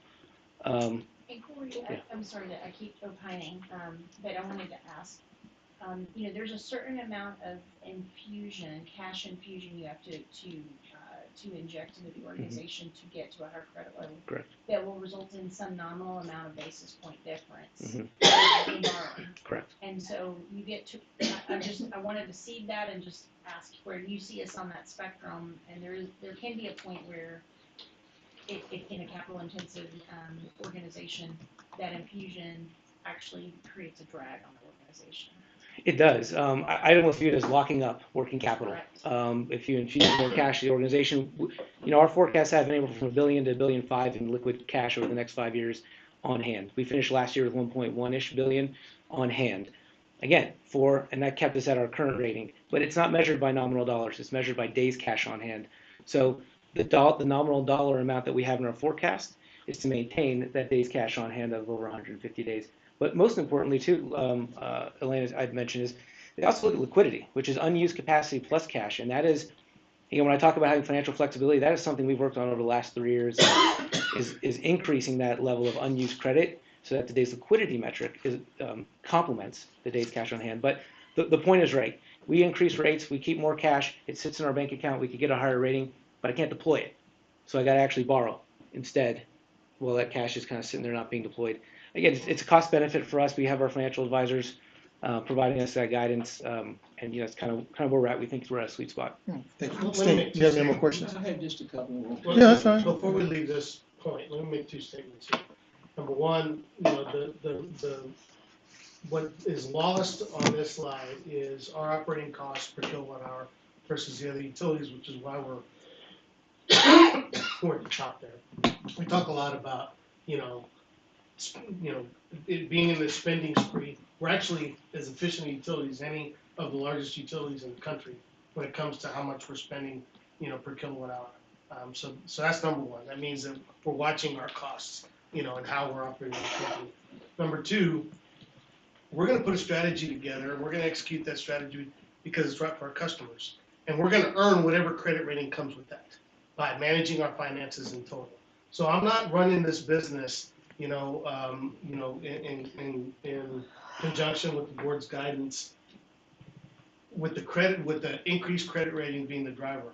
We're going to earn whatever credit rating we deserve based on a sound strategy for accomplishing all the things that our customer and our community expect. So let me just level set the expectation. I am not pushing the organization to get a AAA credit rating because it's unnecessary. And if we're doing the right things and we manage our expenses and we make good decisions, then a credit rating increase will come, as a result of that. So I just kind of want to put that on the table because we talk a lot about whether it should be stable or positive. The rating agencies will determine that based on what they see. That's just the way the business works. Mr. Steen, you have another question? It won't take much longer. Please put up slide 11. Mr. Kaczynski, this is another chart from that February 1st, 2024 S&P Global Ratings article I cited at our last meeting. And of course, the difference is this chart is making a comparison based on total debt per customer. But it appears to show CPS Energy moving down from number 4 to number 7. What I stated at the last meeting was this: I was concerned to read in the recent S&P Global Ratings report that for fiscal year 2022, of the 212 U.S. public power retail, electric, and gas utilities that follow, CPS Energy ranks number 4 for most debt. Again, 4th highest of 212. And it should be noted that this was for fiscal year 2022 when CPS Energy's total debt was $5.89 billion, whereas today, according to recent financial information provided to the trustees, CPS Energy's total long-term debt now exceeds $7 billion. Further, according to S&P Global Ratings, focusing on the top 10 U.S. municipal retail, electric, and gas utilities with the most debt, lamentably, CPS also has the 4th highest debt to capitalization ratio. So with all due respect, are those statements inaccurate in any way? Off the top of my head, I don't know, but the answer to all of that is slide 12. And that's why I keep coming back to it. Right, and I'd like to go, that's what Yeah. I'd like to go to, and then I'll Yeah. answer that. Go ahead. Okay, well, I was going to say the answer. So, and I thank you for doing this. It's an important chart.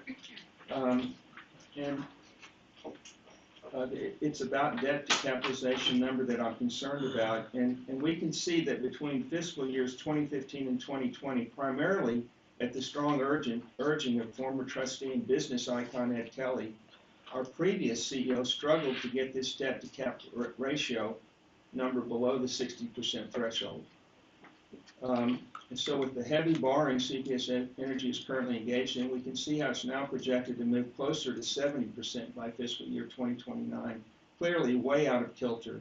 And that's with every 2-year rate hikes baked in, specifically 5.5% in fiscal year 2027 and another 5.5% in fiscal year 2029. And when you, and I will be a little editorial here, when you see just a massive downward slope on that, I mean, you're going way, way out in the future. I don't, I mean, that kind of looks good, What but you're how do you saying, validate it's that? your opinion. Yeah. What you're saying is your opinion, Yeah. okay? If you think it's too much debt, great, that's your opinion. This is what it's gonna take to execute the plan we agreed to without a huge influx of rate increases. So I understand you're not happy that the debt level's going up, but to make the investments that we've agreed are necessary, this is what it's gonna take. Is what it is. Right. And so, Go ahead, go ahead. Just in sum, although I'm always open to being corrected, especially by someone as accomplished and knowledgeable as Corey Kaczynski, I do believe the statements I made at our last board meeting are true and correct. Thank you. Thank you. Any other questions? Hey, thank y'all. Let's move on to item number 8, generation planning and risk management.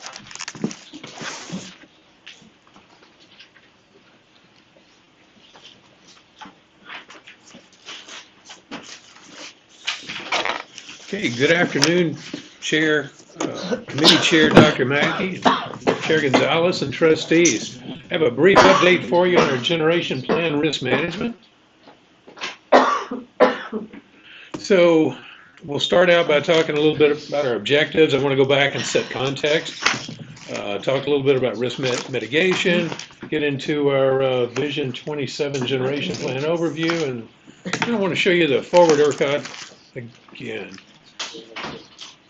I might have one in my purse. I got a mask. Y'all better wear masks. I'm officially not I left my contagious. mask It in my sounds truck. worse than it is. I've been on antibiotics for 7 days. I'm good. Okay.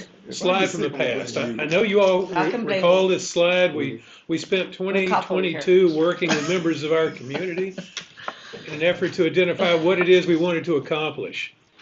We developed our Vision 2027 generation plan as a mitigation to help us accomplish these things. There we go. So when you look at that plan, I've identified 4 key actions here to that plan. Think about these actions as mitigations. And then I've identified the benefits to the right, and I'll talk through them, but think about those are the risks we're identifying with each mitigation. Those are the things we're going after. So contract power, PPAs, helps us manage technology risk, fuel diversification, geographic diversification, and allows us to early capture emerging technology. So those were some of the risks we were identifying. I've just turned it around to make a positive statement. I will tell you that flexibility is key to our plan, and going forward, as you heard Anna Marie say, we may have opportunities where we don't contract as much and we own more. We're going to do what makes sense for the business. When you take a look at our energy acquisition, as you heard Rudy say, we saved over new build. We got this capacity much earlier. We avoided construction risk in a market that is really tough today. And we've also captured some future development opportunities. Spruce gas conversion. Again, we're lowering emissions, retaining the majority of the investment this community made in that asset. We're keeping it in the market to support our community for a really low conversion cost. And then there's new peaking generation, as you heard Rudy mention. These units are much more efficient, meaning the emissions are lower because we burn less fuel. They're very fast to market, allowing us to better utilize renewable generation. They're very flexible in their operating methodology, and they have a minimal footprint in our community.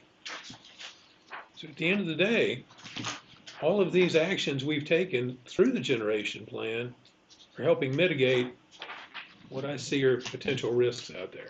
Benny, before you go on to the next one, Elena, can you talk a little bit about, because we talk about the fuel costs associated with the execution that we've done. Can you explain how that happens based on kind of this slide? Yeah, just in general, like Yeah, our because market exposure. we've kind of estimated $1 to $5, of savings, monthly over the next however many years.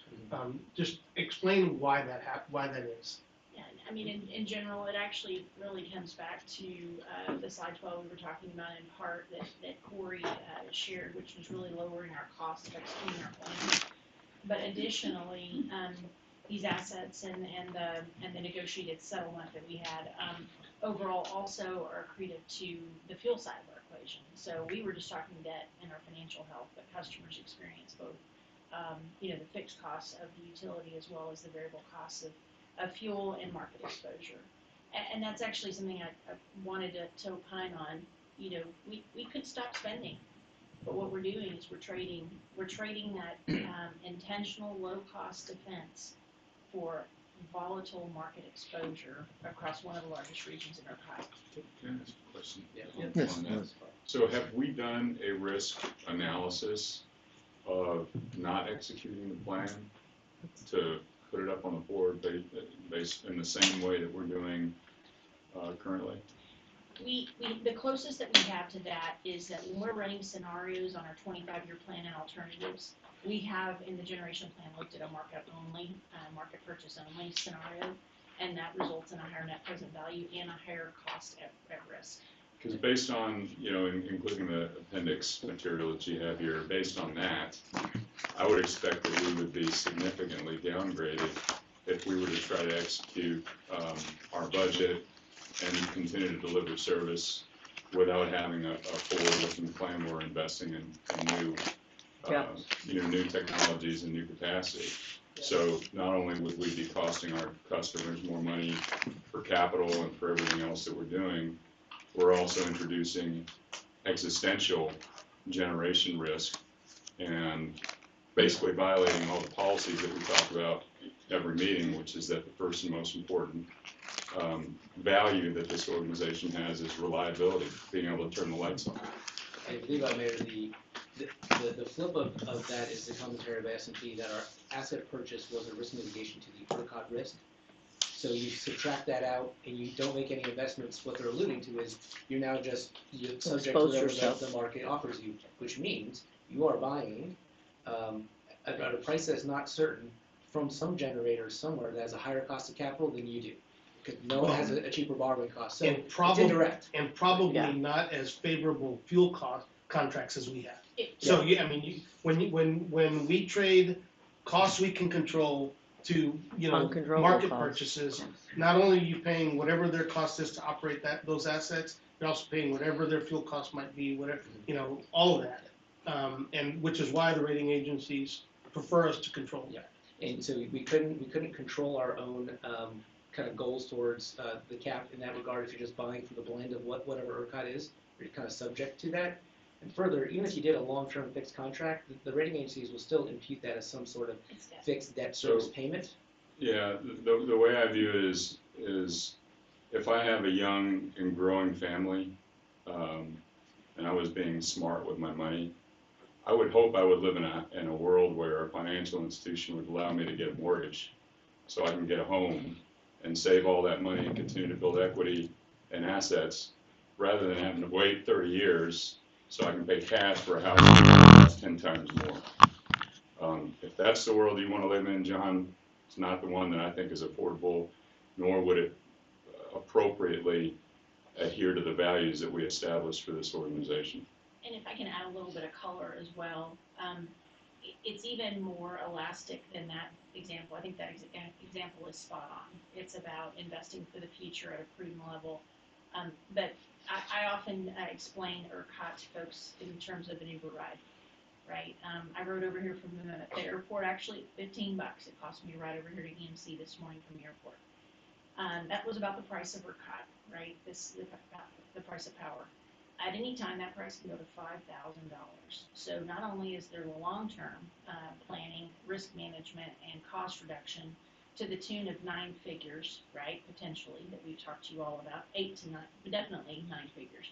But there's also that intrinsic real-time price risk mitigation that exists every single day. And when you decide to move away from physical and move to shorter term duration, higher price financial transactions, you inherently are accepting that risk.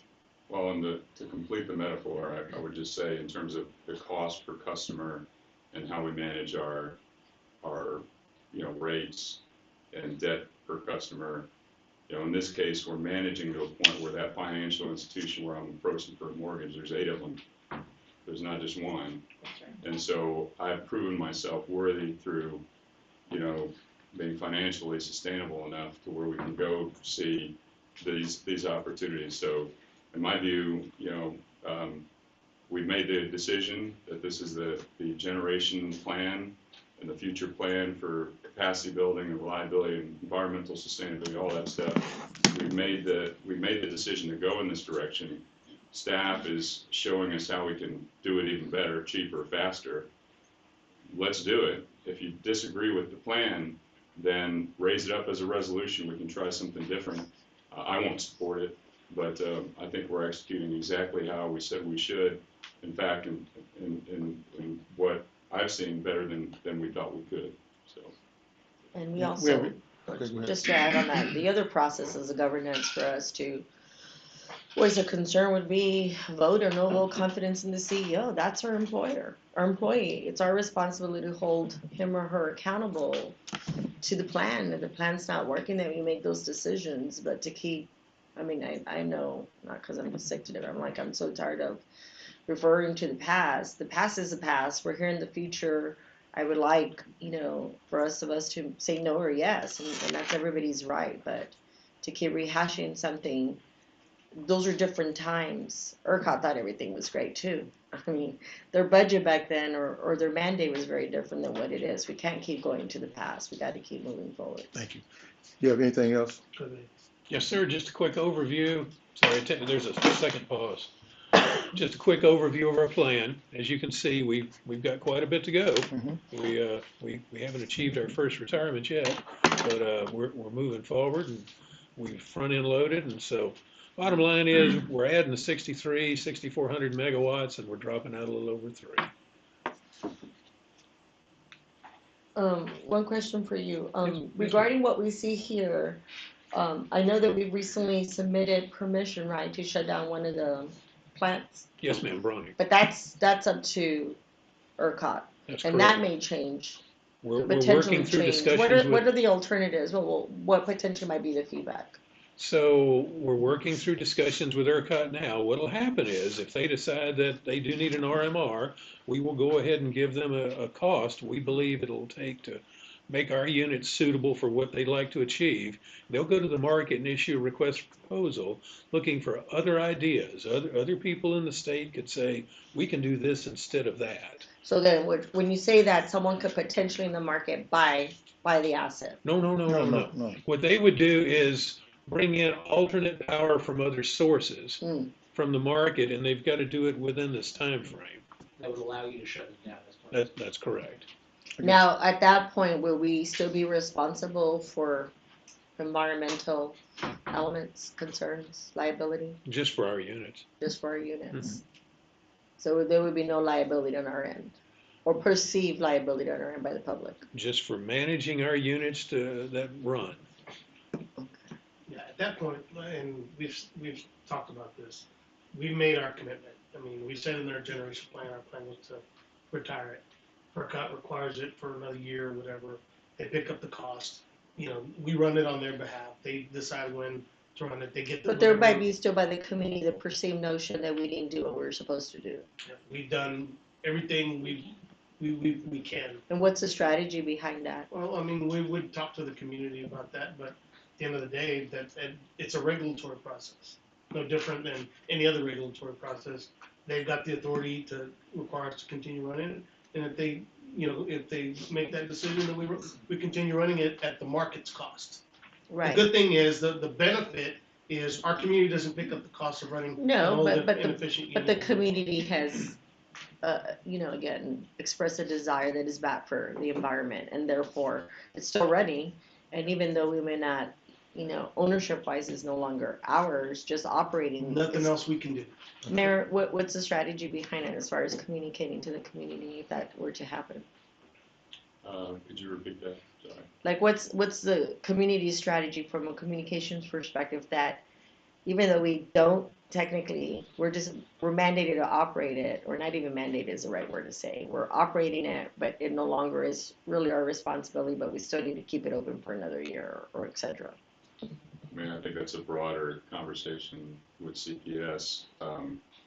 Obviously, there's a whole lot that we need to communicate about what ERCOT requires us to do and why people continue to get conservation calls in this community despite the fact that CPS is essentially keeping the lights on in the entire state.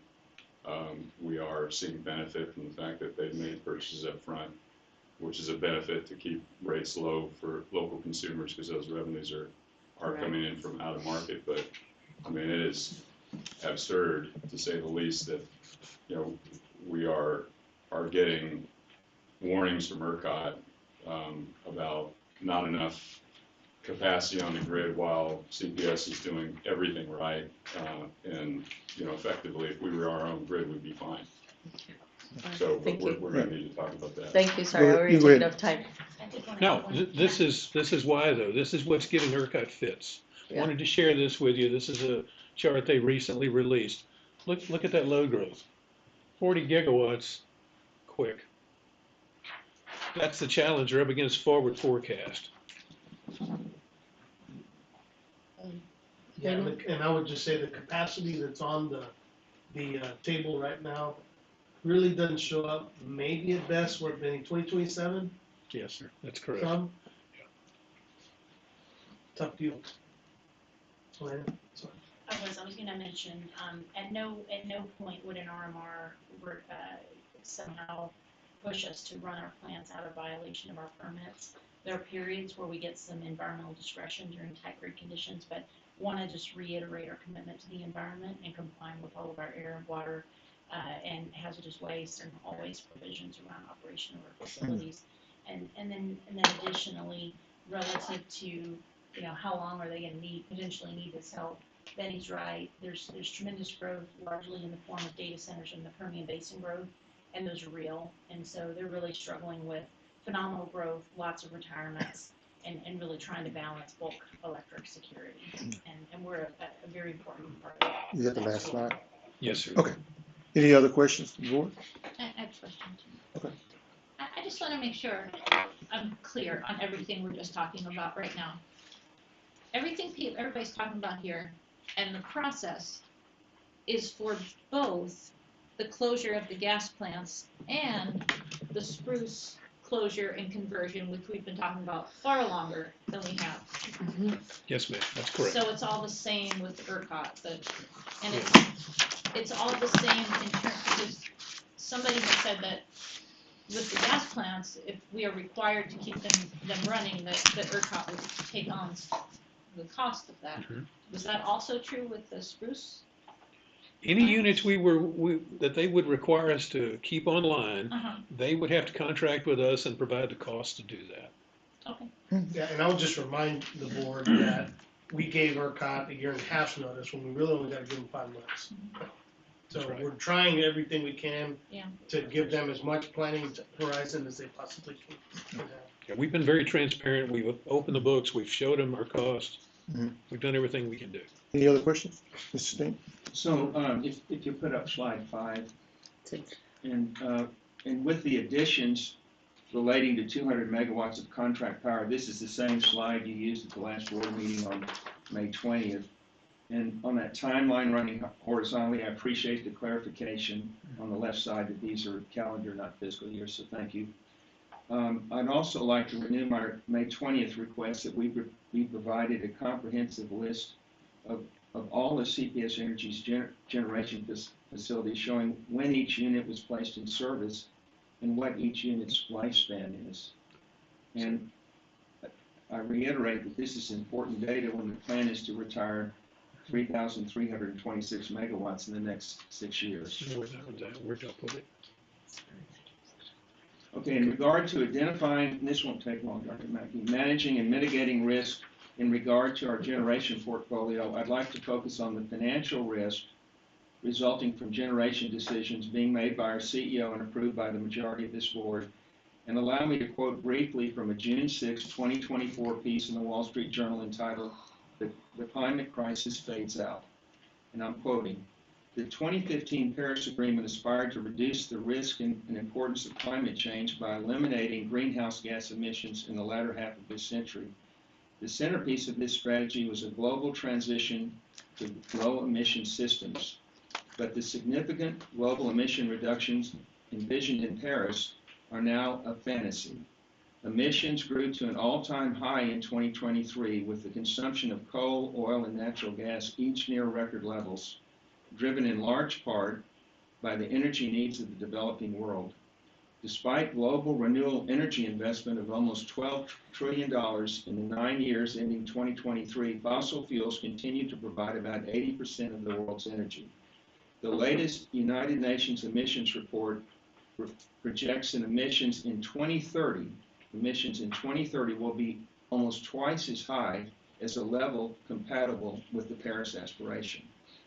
Despite generous subsidies, U.S. deployment of low-emission technologies can't meet near-term goals, let alone the projected surge in electricity demand going to data centers, artificial intelligence, electric vehicles, etc.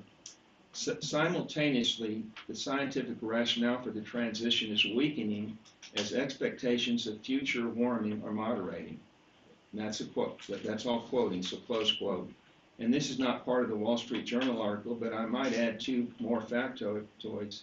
In 2022, China approved the equivalent of 2 new coal plants a week. And secondly, China is opening a new coal plant practically every week. You're nodding your head. You agree with that? Well, I've read it. Yes. I'm not agree. We agree with that's true. CPS Energy's current plan was adopted by this board on a 4-to-1 vote on January 23, 2023. In the midst of significant financial stress, both on the company and our customers, for reasons related to deadlines set forth in the Paris Climate Accords in the City of San Antonio's 2019 Climate Action and Adaptation Plan, the CAP, this board decided to close convert our remaining coal-fired plants. Following the recommendation of management, this board agreed to shutter the Spruce 1 coal plant by the end of 2028 and to convert the Spruce 2 coal plant to run on natural gas by 2027. Mm-hmm. By focusing on the closure of Spruce 1, let's recall it was placed in service in 1992 in the expectation that it would operate until 2047 and beyond. Thus, this board's January 23, 2023 decision, it will be shut down some 20 years early. And this is what our financial people call stranding an asset. So recognize that our current generation plan, this gets to what we've been talking about, creates tremendous financial stress and resulting risk upon the company. I'd like our CEO and CFO to quantify the financial impact of the Spruce decisions on CPS Energy. And you don't necessarily have to do that today. If you're not inclined to do it today, I'd request that be considered as an action item coming out of today's committee meeting. That was all considered as part of the generation plan. The modeling was done to include that financial impact, and that work has been done. Glad to reference the material. Could you send it to us in a way that send it at least to me again? But let me just, because Trustee Steen, you tend to conveniently include information and exclude other information that's relevant. What you didn't say in that monologue was that, the $200 million we would have to spend in an SCR on a 30-year-old asset. That's a financial decision too.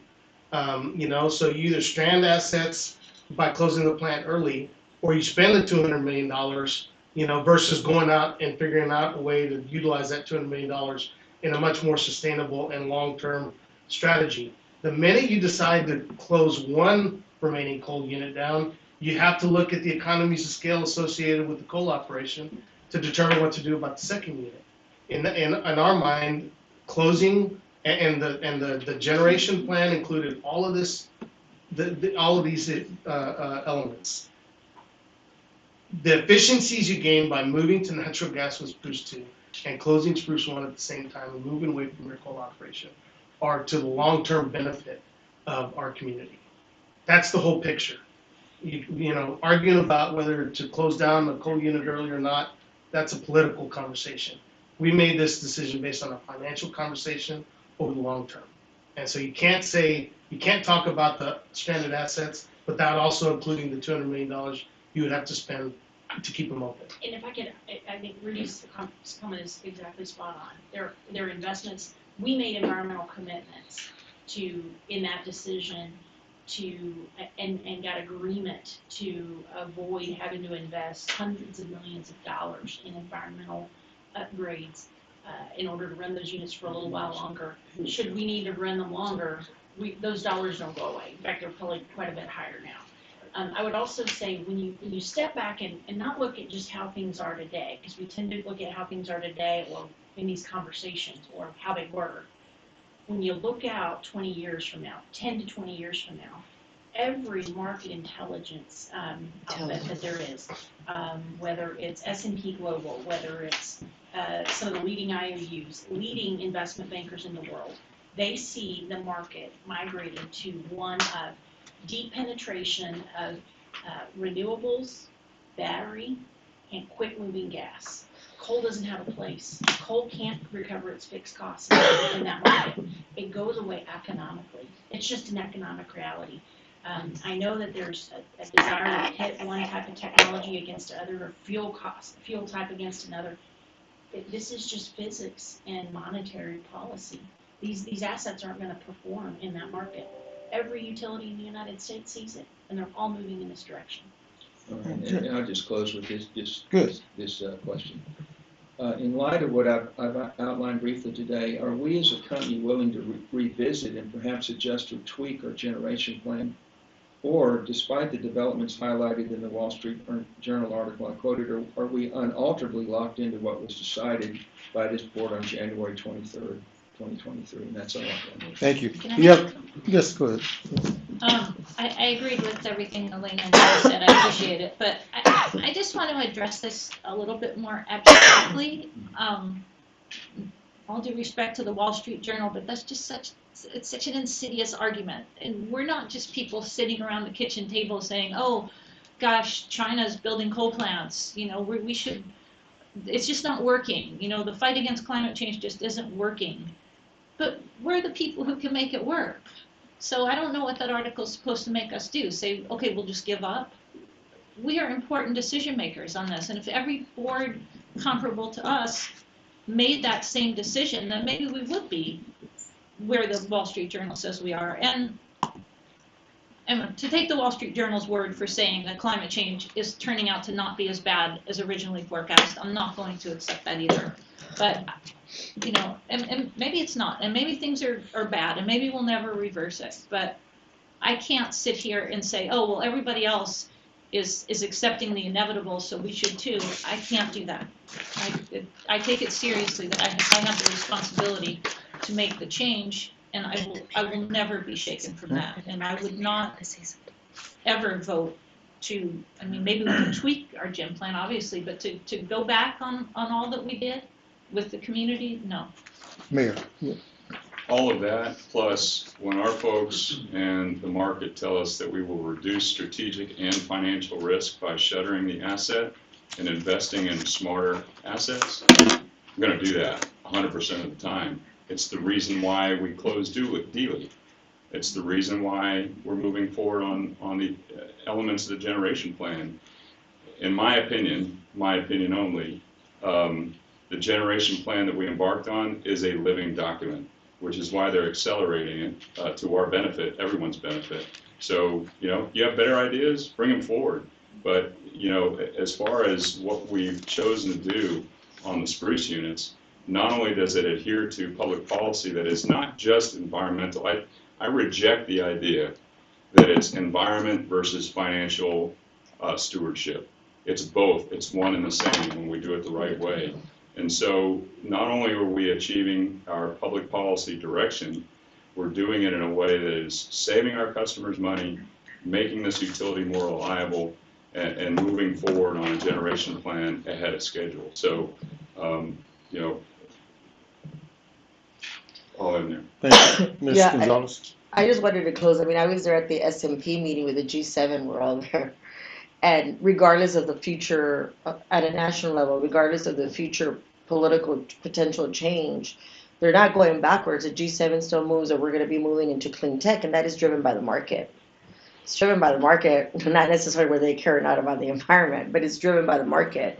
So moving towards clean tech is going to continue to happen, whether it's storage, whether it's something else, and they'll still see a potential of the Inflation Reduction Act still be a big driver in that. They don't see that going away, which means that, again, part of, to answer Mr. Steen's question, the generation mix plan wasn't meant to be set in stone. It was meant to pivot based on market policy, national, state, local level, and that's the beauty of the plan. It doesn't exclude.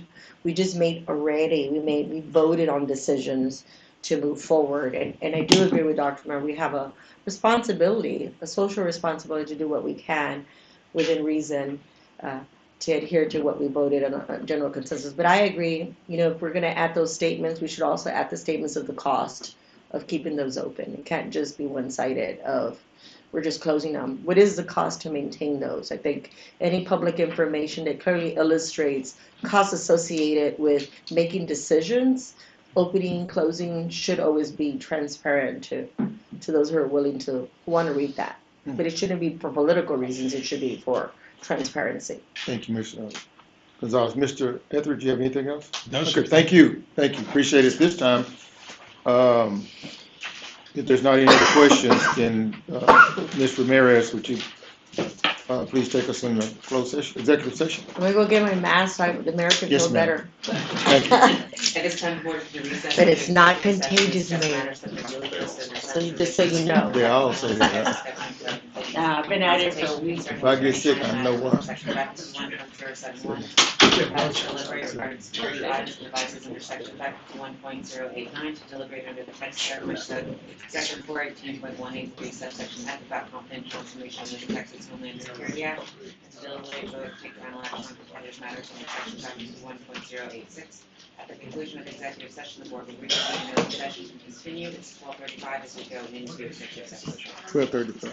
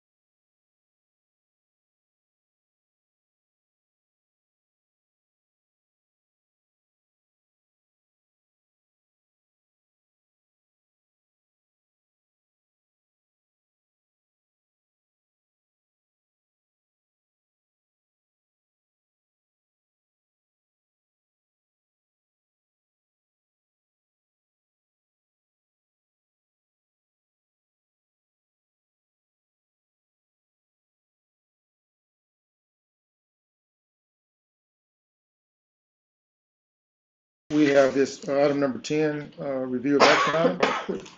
That's Well, what you- I wanted to discuss.